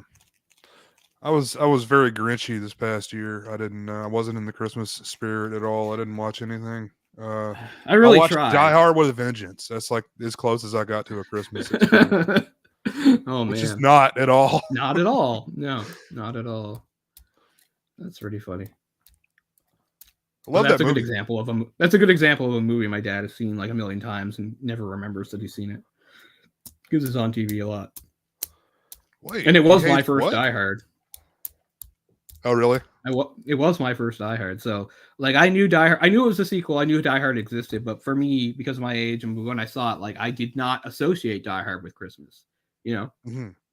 So I know when Die Hard came out, with a Vengeance came out, it probably, a lot of people are like, it's not at Christmas. Like, a lot of people were probably like, huh? Yeah, because the first two were. Why not? But yeah, you got to think, man. On the heels of Pulp Fiction, that movie was huge. Oh yeah, to put those guys together in starring roles, and Die Hard already being a big property. Yeah, I think it's a great movie. I think it's a wonderful movie. But I like it a lot.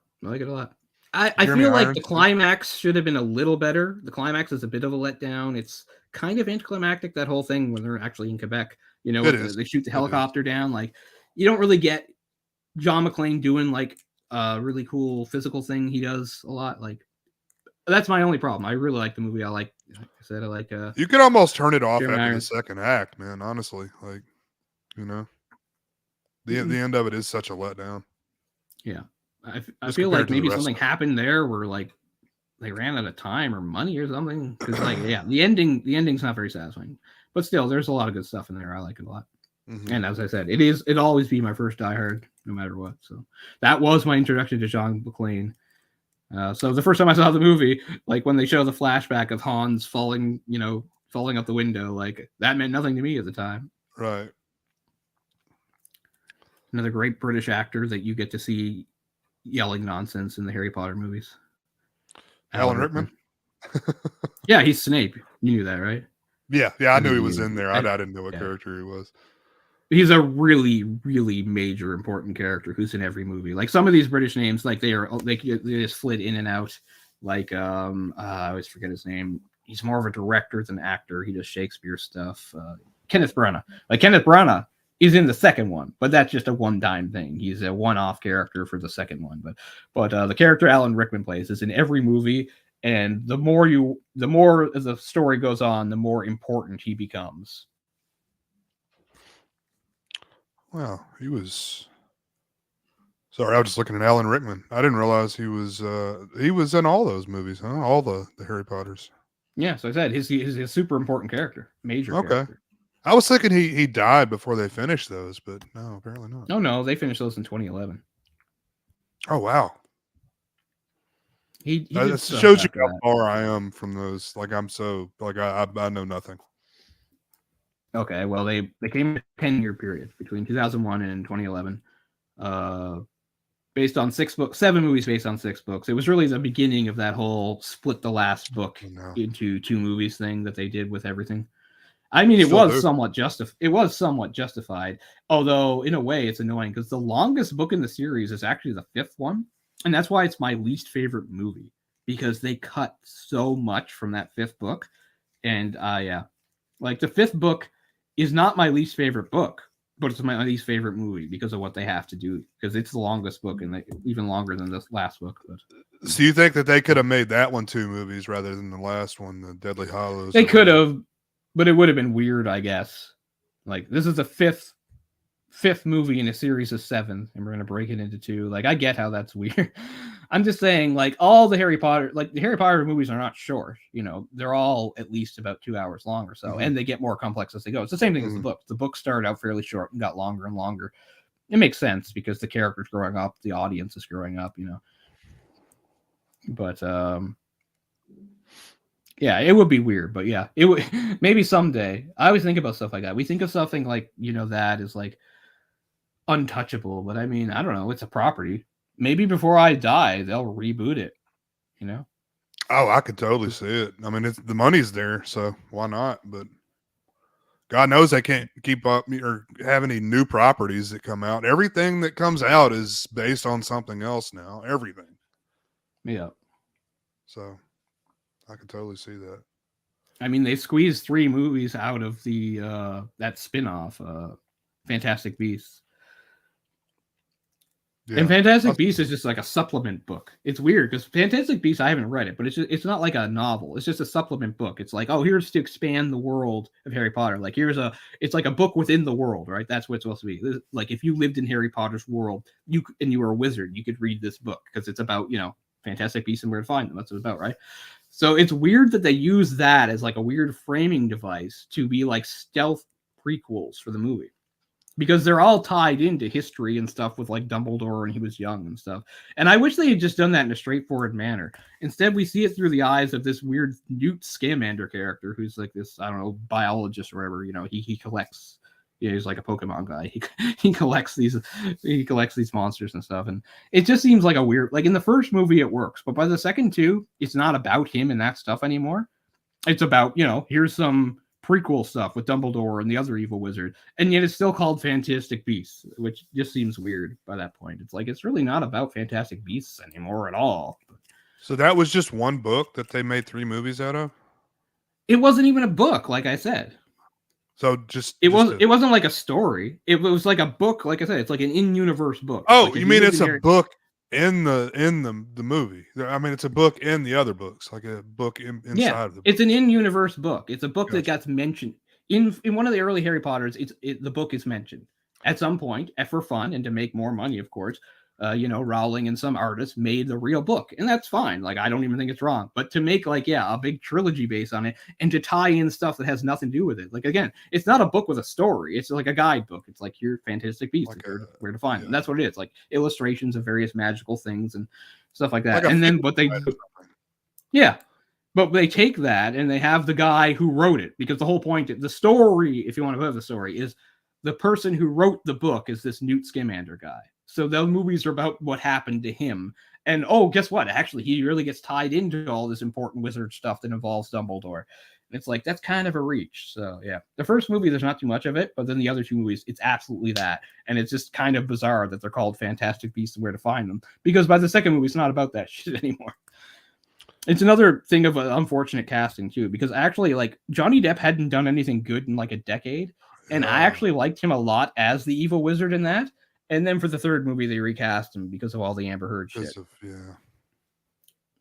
And I actually thought he was really good. And then, of course, I like Mads Mikkelsen. He's great. But, I would have liked to have seen Johnny Depp in the third movie too. And it seems like they did for no reason. Is he canceled now? Like, is he? I mean, he was like partially canceled, and no, he's not fully canceled because he has legions of people that are like really mad about what happened to trial. Him. Yeah. Well, he has people out there that like want to fucking kill Amber Heard. Like, I've seen a lot of it. And the vice versa. There's a hardcore, camp on the other side. But whatever. So I mean, he's like half canceled. He was like fully canceled, and then he had some redemption, but not everybody bought it. So some people are like exonerated, innocent. That's it. We never should have doubted Johnny. And some people are just like, you got to believe women, and maybe they're right. I'm not saying, I don't know. I wasn't there, right? But that's what it is. Who would have thought this weirdo who lives in France and drinks like 20 bottles of wine a day was not such a great guy all the time? Who would have thought that? Yeah. I think it was wrong to take him off that movie. And I don't just mean because he was there. I mean, I don't know what you're saying with a stance like that. When you have stuff that's like not necessarily proven, and it's just like, well, the optics are bad, Johnny, so you're gone. I don't know. I don't think it's a good way to do business.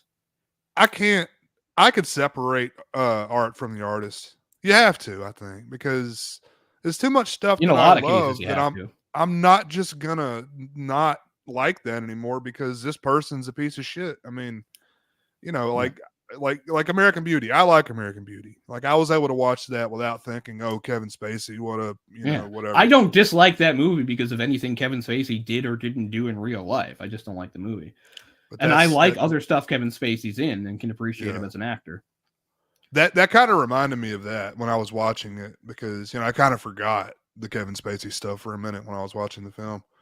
But I mean, we've had this discussion many times. So it's the same thing. I mean, it's one thing if it's like a book or something, and like some people are just like, fuck J.K. Rowling, and I kind of get that, but I still like the books. But I just mean that's one person. Like, movies involve so many people. So they're like, forget this movie because this one person was involved when so many other people, they never did anything wrong, or at least we don't, and it's not right to just sweep it under. Like, all these people worked hard on this movie and you're just going to sweep it under the rug because one person involved, I don't know, did something or didn't. I don't know. I don't think that's right. I get it with like maybe a record or a book, but not a movie. Movies are collaborative processes involving many people, the efforts of many people. Exactly. I was listening to a podcast with Patrick Renna, who is, the redhead from Sandlot and, other stuff around that time. You're Killing Me, Smalls guy.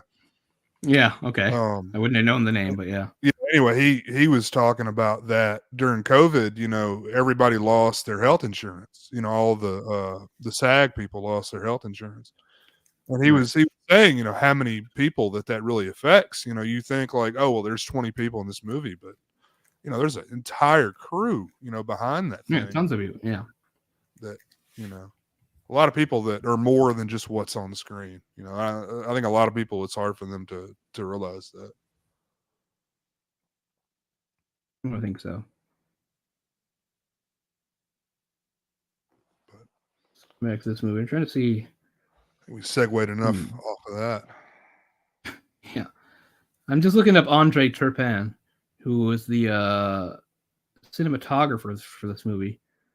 Because he's a really great cinematographer. and his career predates his work with Villeneuve. He was in a lot of stuff before that. I thought maybe he'd done something else with Villeneuve, but he didn't. In fact, I'm not really familiar with anything he did after this movie. But he did Child Star in 2004, which is a pretty interesting movie. That's at least partially Canadian movie. Oh, yeah, it's a Canadian movie. Jennifer Jason Leigh is in it, and so is Alan Thicke. Huh. That's very Canadian, having Alan Thicke in there. Oh, yeah. But, no, I was just looking up I really like the cinematography in this movie. It has some very especially memorable shots, probably the most memorable I already talked about, like that whole shot with her collapsing in front of the bus burning in the distance. But there's a lot of really good framing and a lot of really good shots. The way the movie opens, I love how the camera pans during that scene at the orphanage. But unfortunately, I'm just not too familiar with a lot, even though he's done tons of stuff right up to 2023. I just don't really know his stuff. He's even directed some things, but I don't know. Obviously, some French stuff. He's a French-Canadian guy, too. But he's not all tied up with Villeneuve in the way I thought he might be. That's the only time they worked together. I'm sure he has some cinematographer that he's really attached to now. Yeah, I guess so. I mean, who was the cinematographer for Blade Runner 2049? I should look that up. You know what's interesting, man? Approaching a daunting thing like Dune, that's, going into it, it's going to be multiple movies. I don't know, man. I don't know that I would take something on like that, just because you lose a lot of freedom, because that's like 10 years of his career right there. We're talking multiple years. Assuming COVID didn't happen, it's still going to be a long time.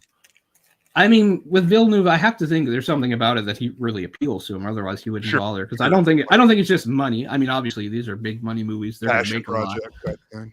Yeah. But I mean, given his roots and everything, I don't think he's, that's a main thing. I mean, obviously, money is going to be a factor for everybody. But yeah, I don't know. I would just think that would take you away when you're, in probably one of the biggest points in your career. Assuming he can't go up from here. I don't know. Oh, I mean, just the guy. The guy who was cinematographer on Blade Runner 2049 is the guy that did all those movies with the Coens. That's pretty funny. Like he did Fargo. He did The Big Lebowski. He did Oh Brother, We're Out There. That's pretty funny. Wow, he's been all over the place. He did the Village with M. Night Shyamalan. That's like one of the only good things about that crappy movie is the cinematography. Is the cinematography? Oh, he's just the greatest cinematographer of all time. I see. He did The Assassination of Jesse James by the coward Robert Ford, which has been voted the greatest cinematographer of any movie ever. Like, I don't necessarily agree with that, but I get why it's up there. So I like the movie. I need to go rewatch it. But we should cover that one day. Yeah.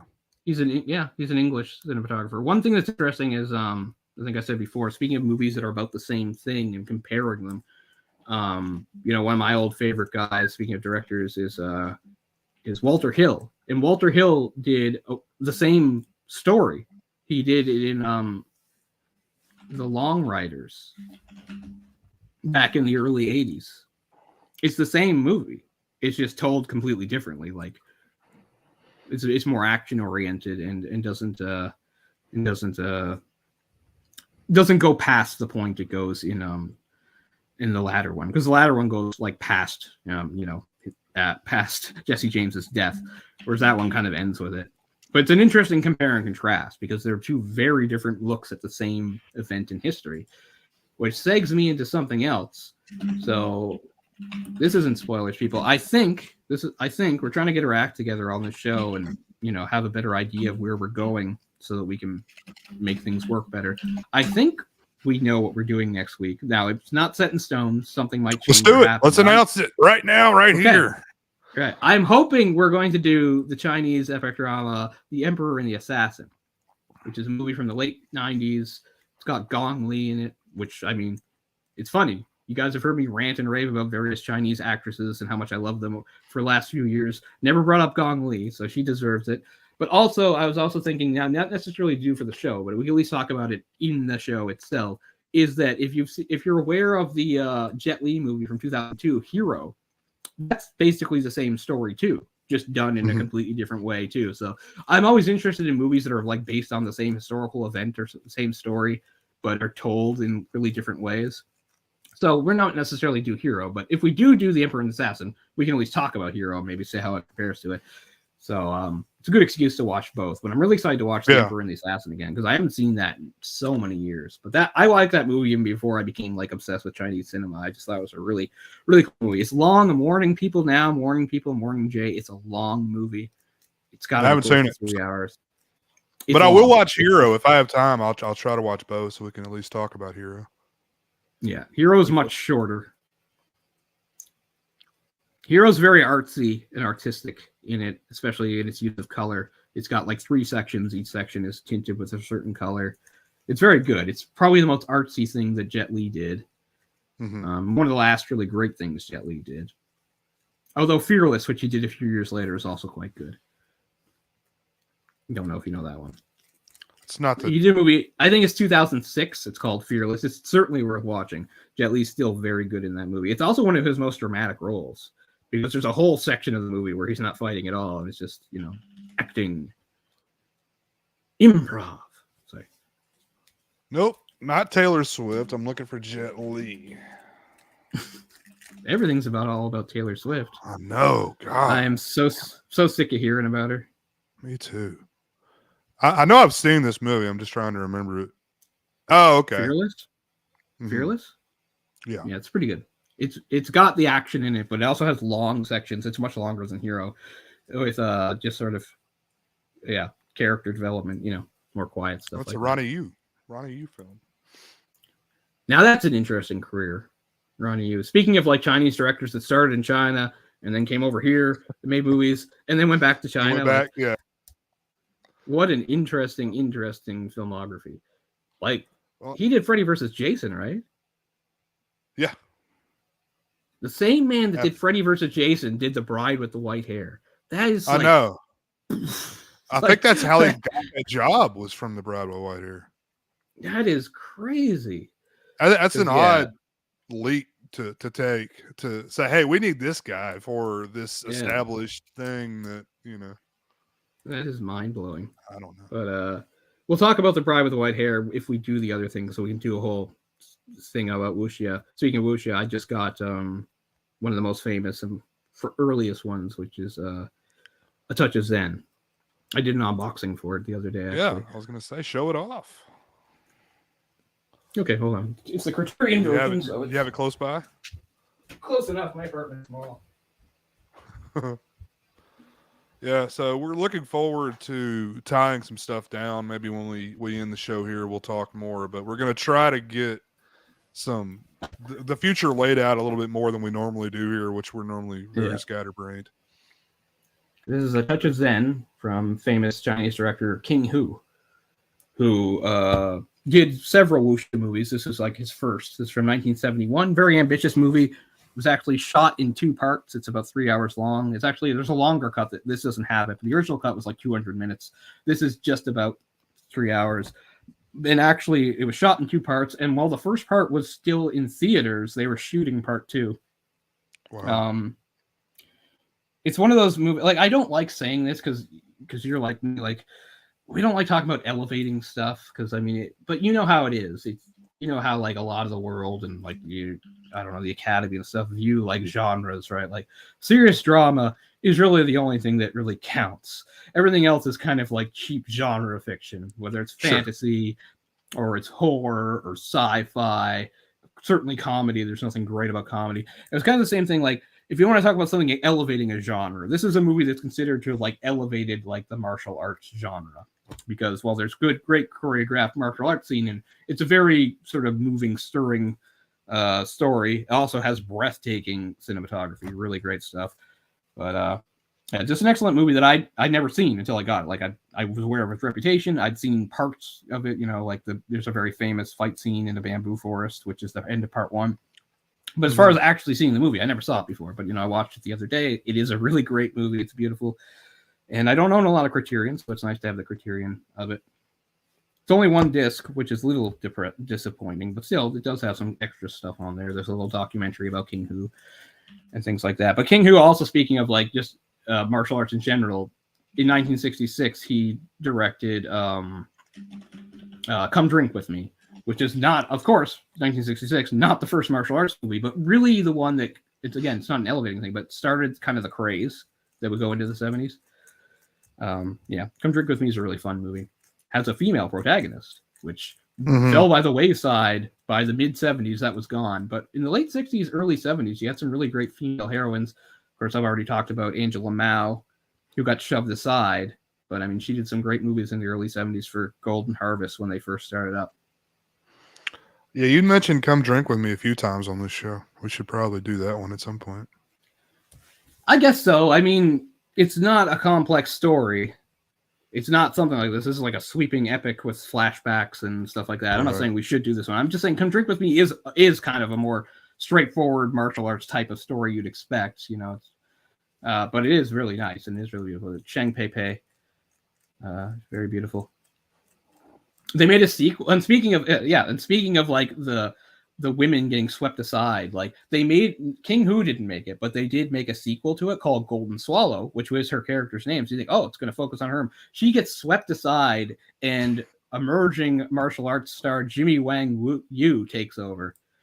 I'm not going to go into a big thing here, but if people don't remember Wang Yu, what's interesting is he's one of the biggest martial arts stars ever, despite not really being a true like martial artist. Like that wasn't his background before the movies. He was a great athlete though, which is why he caught on quick. He was like a champion. He was like an Olympic level swimmer. But Wang Yu, a few things to say about him just quickly, just for the purposes of interest, is that like he was not a martial artist by training, but obviously he picked it up and did it as he did movies and was one of the biggest martial arts stars of the day before, you know, it reached another level with Bruce Lee.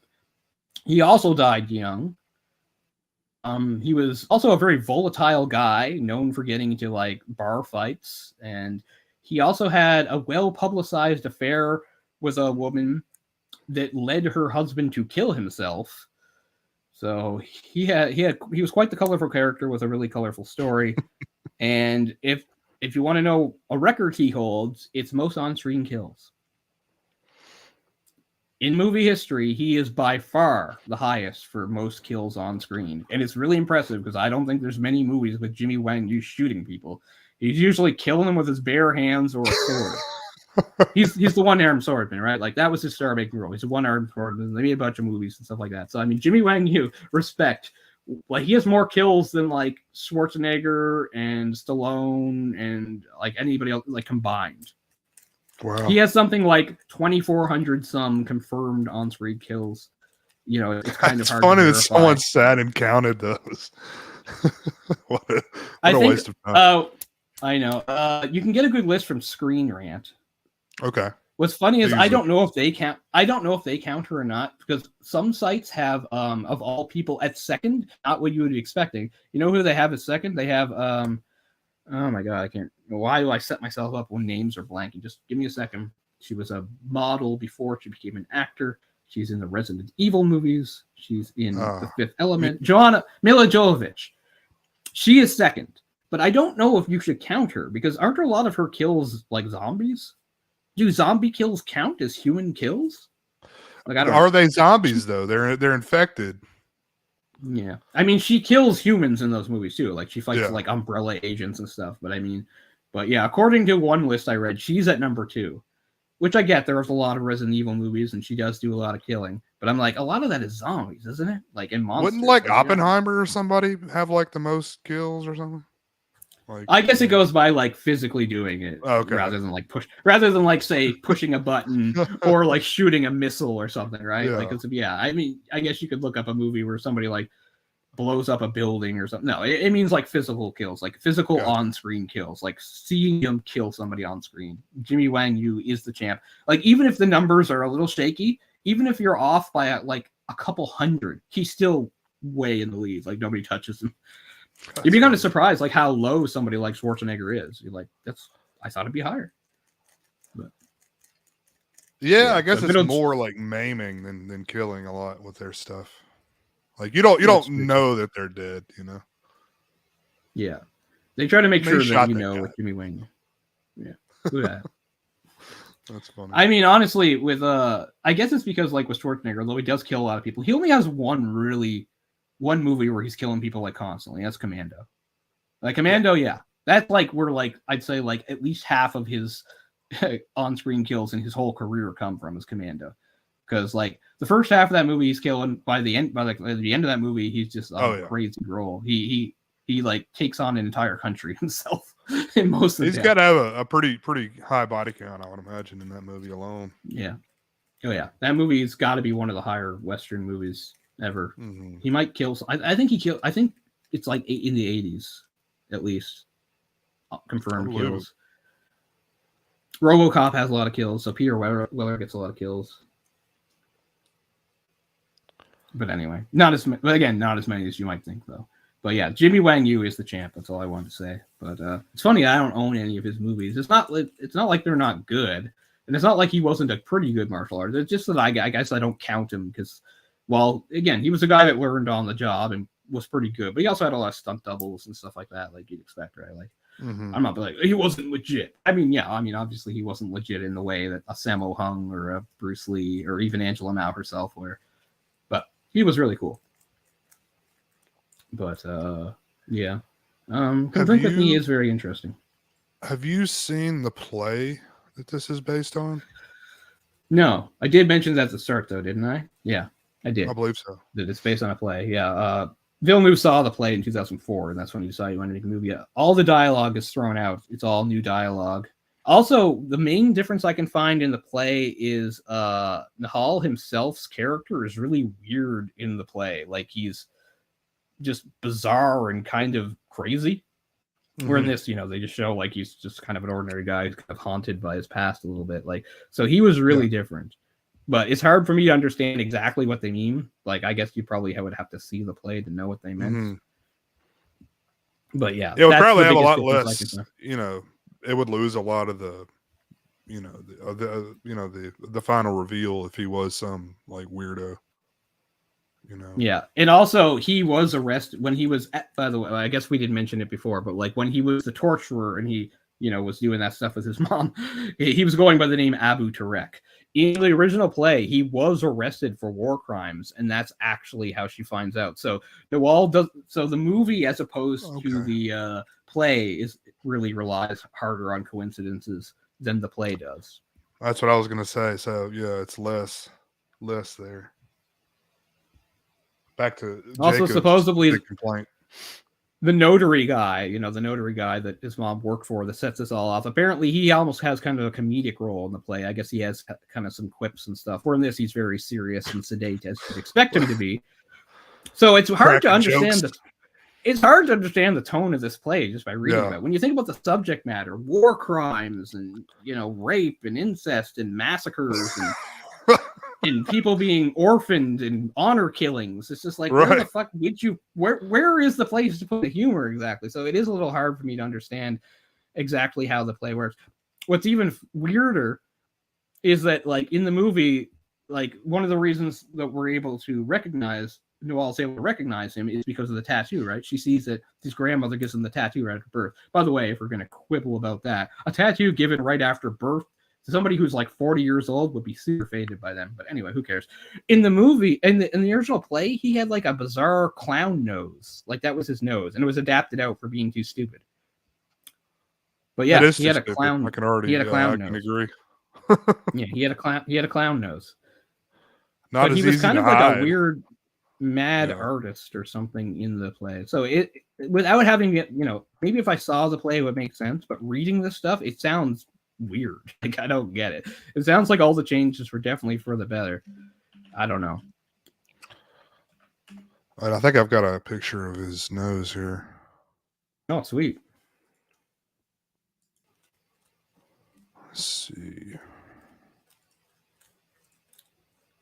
I believe this is it.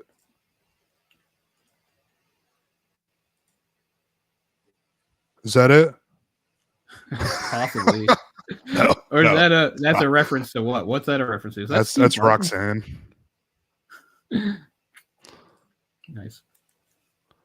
I would like to see some stills from the play though, just to see what it's supposed to look like.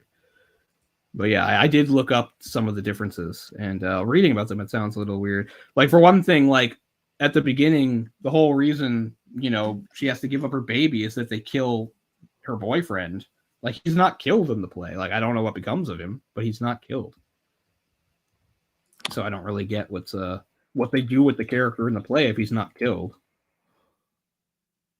So yeah, without like having the full context of what happens, it's a little bizarre reading some of these differences because I don't really understand how they're supposed to work in the play because I've only seen the movie. But I guess they work in the play. I don't know. Sorry, it's on YouTube. The play, or there's a scene. I was trying to see if it showed. Okay, well I'll definitely check that out. Yeah, speaking of like mind breaks and stuff,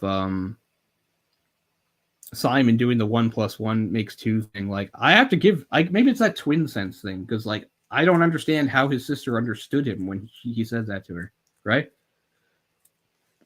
Yeah, like that's her. Like he finds out the warlord guy. That's how he finds out. The warlord guy tells him the truth about the identity, so he knows. He's so shocked, as you expect, and he can't tell his sister. So he's just doing that 1 + 1 = 2 thing. He's like, can 1 + 1 = 1? It's weird. When she finally figures it out, though, that's a pretty impressive reaction. Yeah. Sure. Yeah, he says like 1 + 1, can it make 1? So it's like, can our father and brother be the same person? Is basically what he's saying. But I don't know how she figures that out. But what are they're the twins, chances? so I figured they had that twins. I mean, what are the chances that you have twins and there's not like noticeable birth defects with that level of incest? Because that's pretty fucking close, Here I go defending incest again. But the thing about incest like that is like again is if you have close incest, let's say in this case a mother and son, or say 2 siblings, the chances for it are higher, but it's still not to the degree you think it is. And usually when you have those defects showing up, it's not because of one, it's because it's from a line of it. Oh, that's what I was gonna say. Yeah.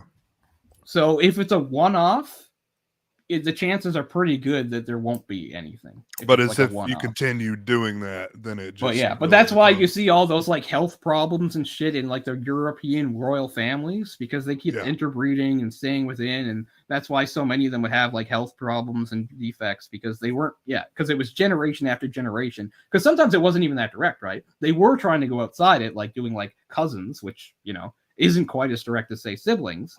But you were going down generation after generation. So that's really what causes it the most.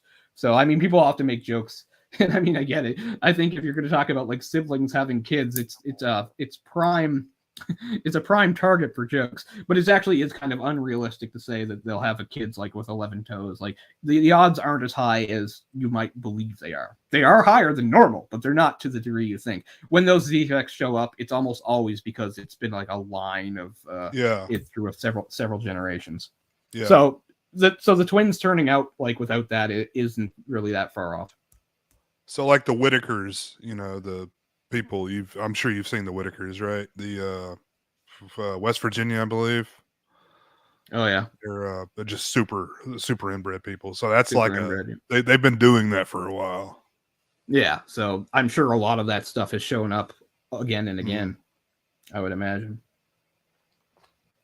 It's a pretty good documentary. The Soft White Underbelly YouTube channel. I don't know if you've heard of them, but that's kind of what put them on. No, I don't know.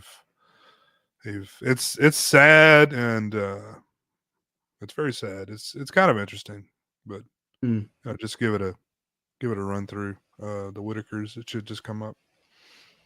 Oh, for sure. I like messed up stuff. It's not funny at all. So it's not. I didn't think so. Yeah. But that's a really good example of what I was trying to, what I was getting at.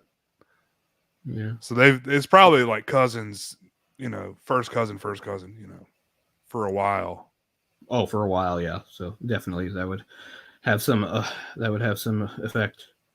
No, so I know I said earlier that Villeneuve spent 3 years working on the screenplay. It's actually 5 years. He spent 5 years working on the screenplay in between directing 2 films. So obviously, again, he was very committed to this film, really wanted to make it happen. And Muad liked it, later praised him as the playwright. Brilliantly elegant, and gave Villeneuve full credit. He's just a white guy, right? Like, he's not like of Middle Eastern descent at all. Like, Villeneuve? Oh, no, not at all. And he was actually worried about that, but, not knowing much about that stuff. But, he collaborated with people that would have those experiences. Yeah, that is something also I read. Let me see. I was just curious. It's kind of odd to pick something so specific to be like, something you're so passionate about without having that, vested interest. Villeneuve acknowledged unfamiliarity with Arab culture, but was drawn to Incendies as a I'm saying it wrong. Cindy as a modern story with a sort of Greek tragedy element. That, of course, probably being close to Oedipus. People, that was my old. I held it back before, but now that we've done full spoilers, obviously Oedipus. Yeah, which I know we also brought up when we did our other big incest reveal for Old Boy, right? And in Old Boy, when he finds out, he cuts out his own tongue. And in Oedipus, when he finds out, he gouges out his own eyes. Yeah, common thing in Greek tragedies, believe it or not. Yeah, that's actually, speaking of YouTube, that's something I've been watching a lot of stuff too. Is stuff about Greek myths and stuff. Just trying to get them straight again, because I know a lot of them, but there's a lot, and there's a lot of characters and stuff. It's hard to keep them straight and remember what's what. I mean, it's such a dense, rich mythology. So many gods and so many people being related to so many people and stuff, and just like how a lot of the stuff you see in like pop culture changes it a ton. I mean, usually it's just to make it easier to follow or have less incest or less murder, But well, yeah, and the Roman and Greek, the same god but different names. Yeah, like it's interesting. Like everybody knows Hercules, which is the Roman name. He's Heracles, right? And you have the Disney movie Hercules, because it's like, oh, well, Hercules, that's the name everybody knows. But if you watch the Disney movie, it does a million things different and wrong and changes a bunch of stuff. But as far as names go, all the names are the Greek names except Hercules. So, because again, they're just going by name recognition. But, what is the Greek equivalent of Hercules? Heracles. Oh, it's just okay. Yeah, his original name was Heracles, but you say Heracles, and a lot of people don't necessarily know. You say Hercules, we're like, oh yeah, I know him. It's just for whatever reason, it's the one that broke through, and that's why they went with it, because like literally every other character in that movie goes by their Greek name. They're like, his dad is Zeus, not Jupiter. He's fighting Hades, not Pluto. Hades, by the way, was not a villain in Greek mythology, but I get why it's easy. Again, it's just to make it more palatable to a Western thing. It's like, he's Lord of the Underworld, so that's like hell. So he's like Satan, but he's not. Yeah. Hades is not a Greek equivalent to Satan. He was just Lord of the Underworld, and he was pretty neutral as far as those myths went. The most villainous thing he ever did was kidnap Persephone. And then when they went to get her back, he let them take her.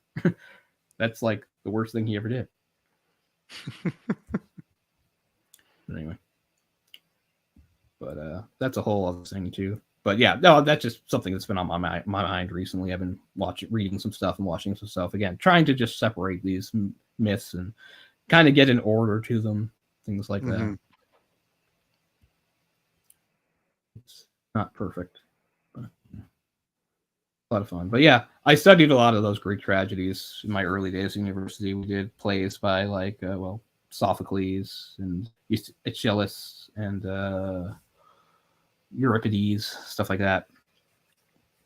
They are super tragic. But yeah, and again, speaking of like Greek things like that, like I was thinking the Trojan War based on the Iliad. Like that's just like basically it's just a succession of atrocities. It's like somebody committed some horrible act, so then somebody committed some other horrible act in revenge for that, and it's just a cycle. until it turns into this war, and it contains all these horrible acts. Like, it's just atrocity piled upon atrocity. Like I'll just do a short example because we're gonna wrap up and finish with the movie and going on. And I've already done a few different things. I've talked about Harry Potter and wuxia and stuff. I'll just do a quick one. Like, I think a lot of people forget, before they even got to Troy to start the war, there was that whole matter of they needed to sail the ships there. They didn't have winds to do it. So Agamemnon, one of the Greek kings, who was kind of the head of all of them, sacrificed his own daughter so that they could get the winds. And then the war took over 10 years. Agamemnon survived it, but when he got home, his wife immediately murdered him in revenge for killing their daughter. She never forgave him. So that was just to kick things off. Like, before anything else happens, it's like, kill your own daughter, just so we can get the army there. So it gives you a good idea of, like, just this conga line of tragedy and atrocity, which is just a lot of Greek myths and stuff. But yeah. It's hard, again. Like I said, it's been many years since I read those plays. I mix a lot of them up. A really good one actually is a sequel to Oedipus called Antigone. Antigone being the daughter that he had out of the incest. Like, she goes around with him and tries to help him when he's blind. But they made a movie called Antigone that is a Canadian movie, I think, which was where I was going with all this. But there's a Canadian movie called Antigone. I just can't remember what fucking year it is, because there's a few different ones with that title, but I'm sure there's a Canadian. It doesn't have anything to do with anything else. I'm just thinking, well, speaking of Canadian movies, I'm pretty sure there's a Canadian movie called Antigone. I just want to see which one it is. There's a Norwegian one. There's an Australian one. Ah, yes. Oh, much more recently than I thought. 2019. Yeah. It's a Canadian drama film directed by Sophie Derespe. Or Derespe, I'm not sure. And it's an adaptation of the play, but it's like set in Quebec or something. So that sounds really interesting. So there you go.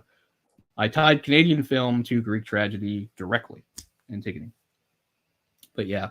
But I remember one more thing we were going to do before we finished off here, and was look at that list of the greatest Canadian films. We've brought this up a few times on past shows, but since this is a movie, this is a show that actually is about a Canadian movie. I'm just going to look it up again. Shit, what the hell is it? Okay, hold on. I'll have to find it a different way.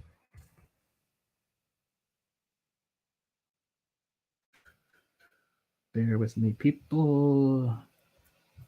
Oh, where is a link to the thing that I want?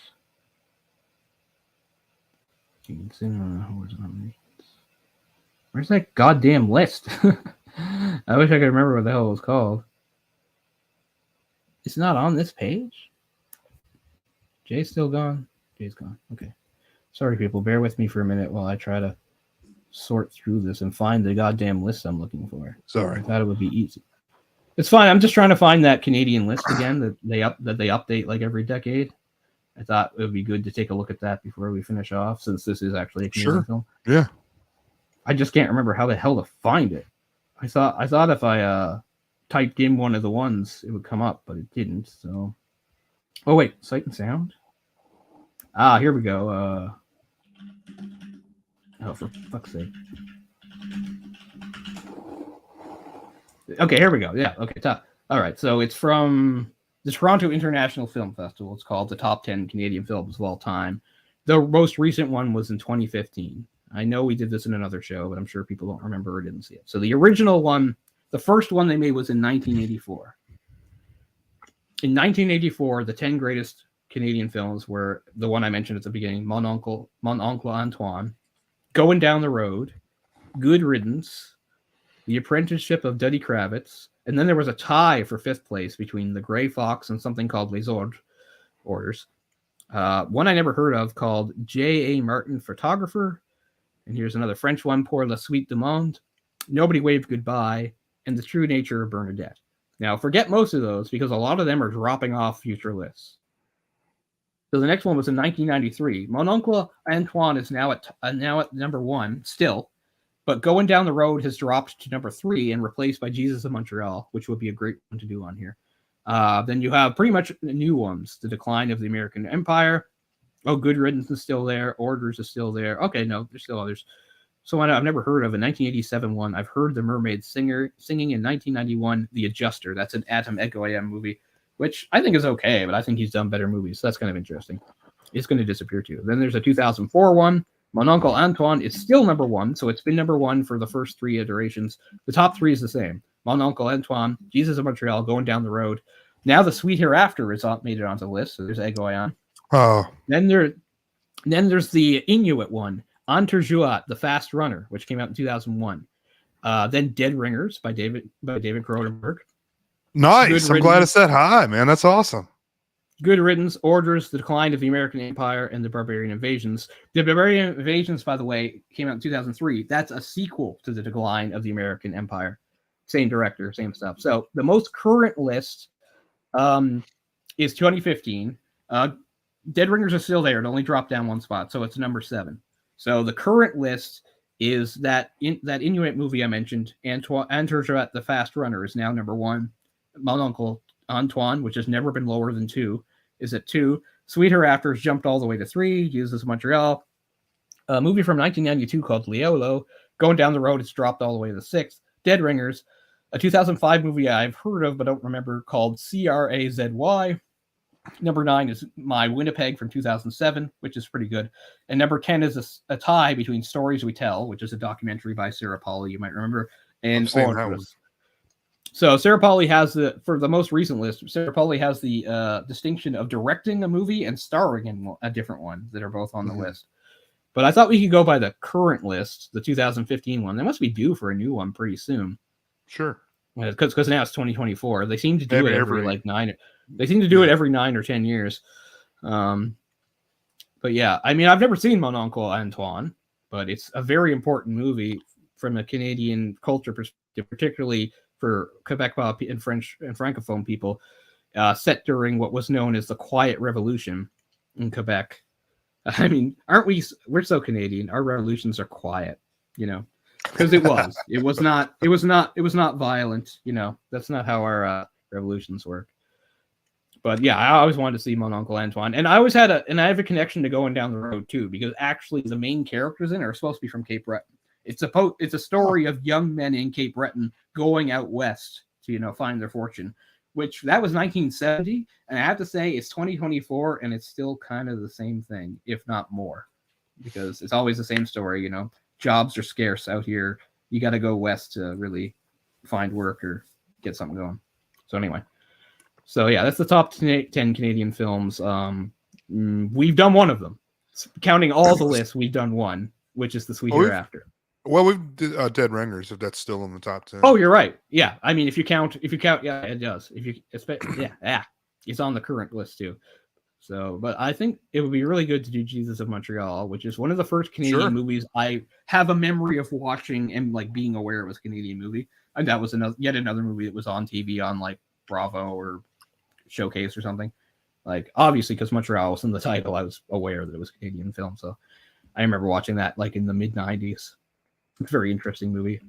So, I mean, of these, I haven't seen too many. Let's see. I've seen The Sweet Hereafter, Jesus of Montreal, Dead Ringers, My Winnipeg, Stories We Tell. That might be it. Oh, I've seen The Decline of the American Empire. Did not see its sequel. I think that's it. Yeah, and I haven't seen any of the others. There's a lot on that first list that dropped off and didn't come back that are older ones. The oldest one on the list, I believe, is Nobody Waved Goodbye, which is from 1964. The newest one, which couldn't go beyond 2015, is Stories We Tell by Sarah Polley, 2012. So it's not a super long time period. That's only the mid-60s to the early 2010s, but it's interesting. But yeah, there's definitely a couple on there I think would be interesting. Which one? Would be a good one. Was it My Uncle Anton was the one? That was the one that was always number 1 until the very last list. It's number 1 in the first 3 ones, and it's now number 2.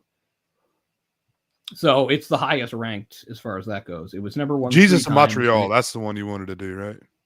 Yeah, I think that would be good to do. I think you'd find it interesting. And I need to see it again. I forget a lot. I haven't seen it in many years. But yeah, so we're not doing a series on Canadian movies. We have maybe some series coming up in the future, but that's At least for now, not one of them. There are still a few series that we haven't given up on, and I'm thinking maybe we just try to do a couple months normal. Maybe by the time we get to March, we can get back to poor Werner Herzog. Like I don't like leaving stuff undone, but we'll try to just do 3 or 4 shows in a row, just get our bearings and get back into things, and then maybe we'll look at doing some Werner Herzogs to continue that series. But for now, that's going to do it. Any final thoughts on this movie? No. Incendies. I really wasn't even thinking Canadian when I kind of just picked it. I just wanted to do a movie about. I'm just playing up that angle, right? I'm just playing up. No. It's great. I'm all for doing more Canadian stuff on here. Yeah. But yeah, I mean, it is interesting from the perspective of Villeneuve and the way his career's gone, and now he's doing just massive sci-fi things. And obviously, as you said, he's got this huge commitment to Dune. It's kind of like another Canadian director's commitment to Avatar in a way. Much younger director though. So. Yeah, much younger director. We got a guy like in the prime of his life, not at the end of his life, making movies. I know. It's like how many, like if he has like 3 or 4 more planned, it's like how long do you plan to live, James Cameron? I mean, I hope you can do it. I want you to do it. It's not like I'm going to die or anything. Ridley Scott, man. Sorry, I don't mean to derail the end of it, but have you seen Napoleon yet? No. I want to. Me either. I'm gonna watch it, but it's like 3 hours long. I just need to find the time to. I want to watch the 8-hour one from the 20s. Like, I'm not joking. I do. That's like considered one of the greatest and most unique movies of all time, but it's not easy to find. How was that presented? It was presented crazy because guess what? It wasn't just the length. You had to watch it on a theater with 3 screens. This is the 20s. It was shot in such a way that it took up a middle screen and 2 on the sides. But it's like, okay, we're blocking off Tuesday. We're going to go watch this thing all day. I guess so. That's odd. It was the roaring 20s. It was crazy time. It was crazier than this 20s. Those are the roaring 20s. I think we're in the boring 20s. Got them. Hashtag or mark or whatever. That was mine. I coined that. That's me. That's such a marketing opportunity. But I really like Incendies. Incendy. It's like A. I'm glad you pronounced it, not me, because I would have butchered it. Incendy. Yeah, you don't say the S. I know. You look at it in English, you want to say Incendies, but it's yes, not exactly. That. It's Incendy. Meaning, again, it's supposed to mean, I guess, scorched, but all I see it is like fire, like big fire. But anyway, I get what the point is trying to make, what war does. But anyway, I really like the movie. It reminds me a lot of Adam Egoyan, which I guess makes sense. Maybe he's somebody Villeneuve looked up to as a fellow Canadian director, type thing. It's kind of interesting because Egoyan himself is Egyptian. So maybe Egyptian Canadian, he was Egyptian born. So you think maybe he would have been better suited to tell this story, but that's not the point, even though he did replace the dialogue, the original story was written by an Arab Canadian. But anyway, I just really like the movie. I like Prisoners a lot, but I do think it's a better movie than Prisoners. Plus, you don't have to be distracted by people like Jake Gyllenhaal or anything. Not that he's bad or anything. He's fine in the movie. But like you said, Enemies are a really interesting movie. It is. I mean, it's not like I have any problem with Dune, but like you said, it is kind of too bad. Like he could be maybe doing more interesting stuff if he wasn't so tied up in these massive Dune movies. But I don't know. We'll see how things go. Maybe he'll have time to do a side project here and there or something. I don't know. Obviously, he feels strongly about Dune. I don't want to be cynical, so I don't think it's just about money. I mean, money talks, There's nothing wrong with making a lot of money if you can do it, especially if you can do it in a way that's, it's not like making Dune turns you into a prostitute. I mean, I thought the first Dune was okay. I'll say again, Dune is a very... In terms of how much time of his it's going to take up, very... Is it 7 books? Is that whole thing something like that? Yeah, I don't know how many they plan to do, but there's at least 2 Children more of Dune and all that crap, There's at least 2 more Dune movies coming out that we know of. There could be more, but for now, so 4 total. There's 3 total that we're totally sure about, but there's probably going to be maybe 4 or 5. I don't know. And as far as that goes, I mean, he's committed to doing the next 2. Maybe if there are more, he's not the one going to do them. But the first one, the next one, and the next one are all, that's him. He's the director. This next one better really impress me, as I like the first movie. I just did not. I needed a little resolution, and I got 0. You know. Oh, I agree. I agree completely. Dune is a very rare example of like something that was a big influential book series that I don't have strong feelings for. Yeah. Like I read, really. I could barely get through Dune. Forgive the pun, but I found it very dry. I find Herbert's writing style and that thing very dry. I'm swallowing sand reading this book. Like Ryan, our friend Ryan, he's the reason I read it, because he liked it. I couldn't get through it, so I never read any of the sequels. Don't even know what happens in the sequels. So unlike most of these things, like Lord of the Rings or Harry Potter or whatever it's coming out, or even Marvel movies, I don't have a lot of things tied up in Dune. Like, I hope they're good, but I'm not comparing them to the books in any way. Mm-hmm. And I'm not emotionally attached to the characters or the story or the world. I just hope they're good movies. So it's kind of a rare thing where I can just breathe. Because a lot of these, I have the books in my head. I'm a big fan. I'm a big authority on them. I'm constantly comparing and things like that. Dune is kind of nice because I don't do that. I don't have to worry about that. Anyway, we'll end here. Thanks so much for being with us. We're really glad to be back for 2024. Like we said, we're hoping to make this a more productive year. I know 2023 is pretty sparse. We didn't get much done. We're not going to do that. We've said it before, but we mean it this time. I know. We mean it this time. But no, we have some plans going forward. And as I said, Jay and I are going to have some little conferences and figure some stuff out. I think it is a good bet we can do The Emperor and the Assassin next week, as long as Jay can find the movie. I know where I can get it, so as long as Jay can find it, that'll be something that we do. If that segues into something else Chinese, I'm not sure yet. We're not going to look too far ahead. And as I said, I think we will return to Werner Herzog. We haven't forgotten him, but we're going to leave that alone and just try to do some normal episodes to get ourselves back in the rhythm of things. But anyway, thanks for joining us for Incendies. Really great, powerful movie. Maybe it's in contrived coincidences, but I still really dig the story. So if you hadn't seen it, I hope you didn't watch to get it spoiled, because I do think it is a really riveting story to see without it being spoiled for you. I was looking at really quick, because I know I'm dragging things out, but I was looking up that song, that You and Whose Army song by Radiohead, and I was looking at the comments on the YouTube video for it, and somebody mentioned Incendies, and then somebody else said TikTok spoiled the twist for me. I'm thinking, what kind of TikTok video are people doing that reveals a twist to Incendies? If I've ever revealed that I am old and out of touch and don't understand the world anymore, I'm trying to think. TikTok videos are really short, right?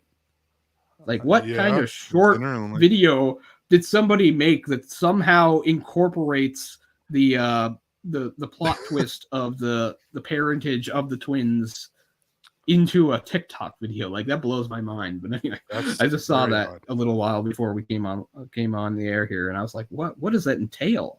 How did this happen? But anyway, I was trying to find that album, Amnesiac. I know I bought it back in I don't know where it is, but here is Kid A, the one right before it, done at the same time. So that's something. I wasn't a big Radiohead fan, and then everybody changed on this one, because it's like, are Radiohead still good, or they go too weird? And I was kind of in the middle. I was like, I wasn't a huge Radiohead fan, so I don't mind the change. I know some people were mad because they're like, this isn't a rock band anymore. And then Tom York's like, whoever said we were a rock band? It's like you, when you had 2 guitars, a bass, and a drum. That's when you were a rock band. Like, we're not. We're a weird, freaky, deaky sound band, But Amnesiac is probably better than Kid A. I can't find it, though. Anyway, I did drag this out just because maybe I'll give some of these tracks a listen again. Because even though some of them are just boring, there are some good ones in there. You and Whose Army is really good, and I really do like how it's used in this in this movie. It brought back some memories. But anyway, I blathered on enough. Thanks a lot, guys. We're really happy to be back. We have some stuff. Looking forward to The Emperor and the Assassin and Gong Li next week sometime. Hope you can join us then. So see you later. Absolutely. Have a good night. Thanks for watching.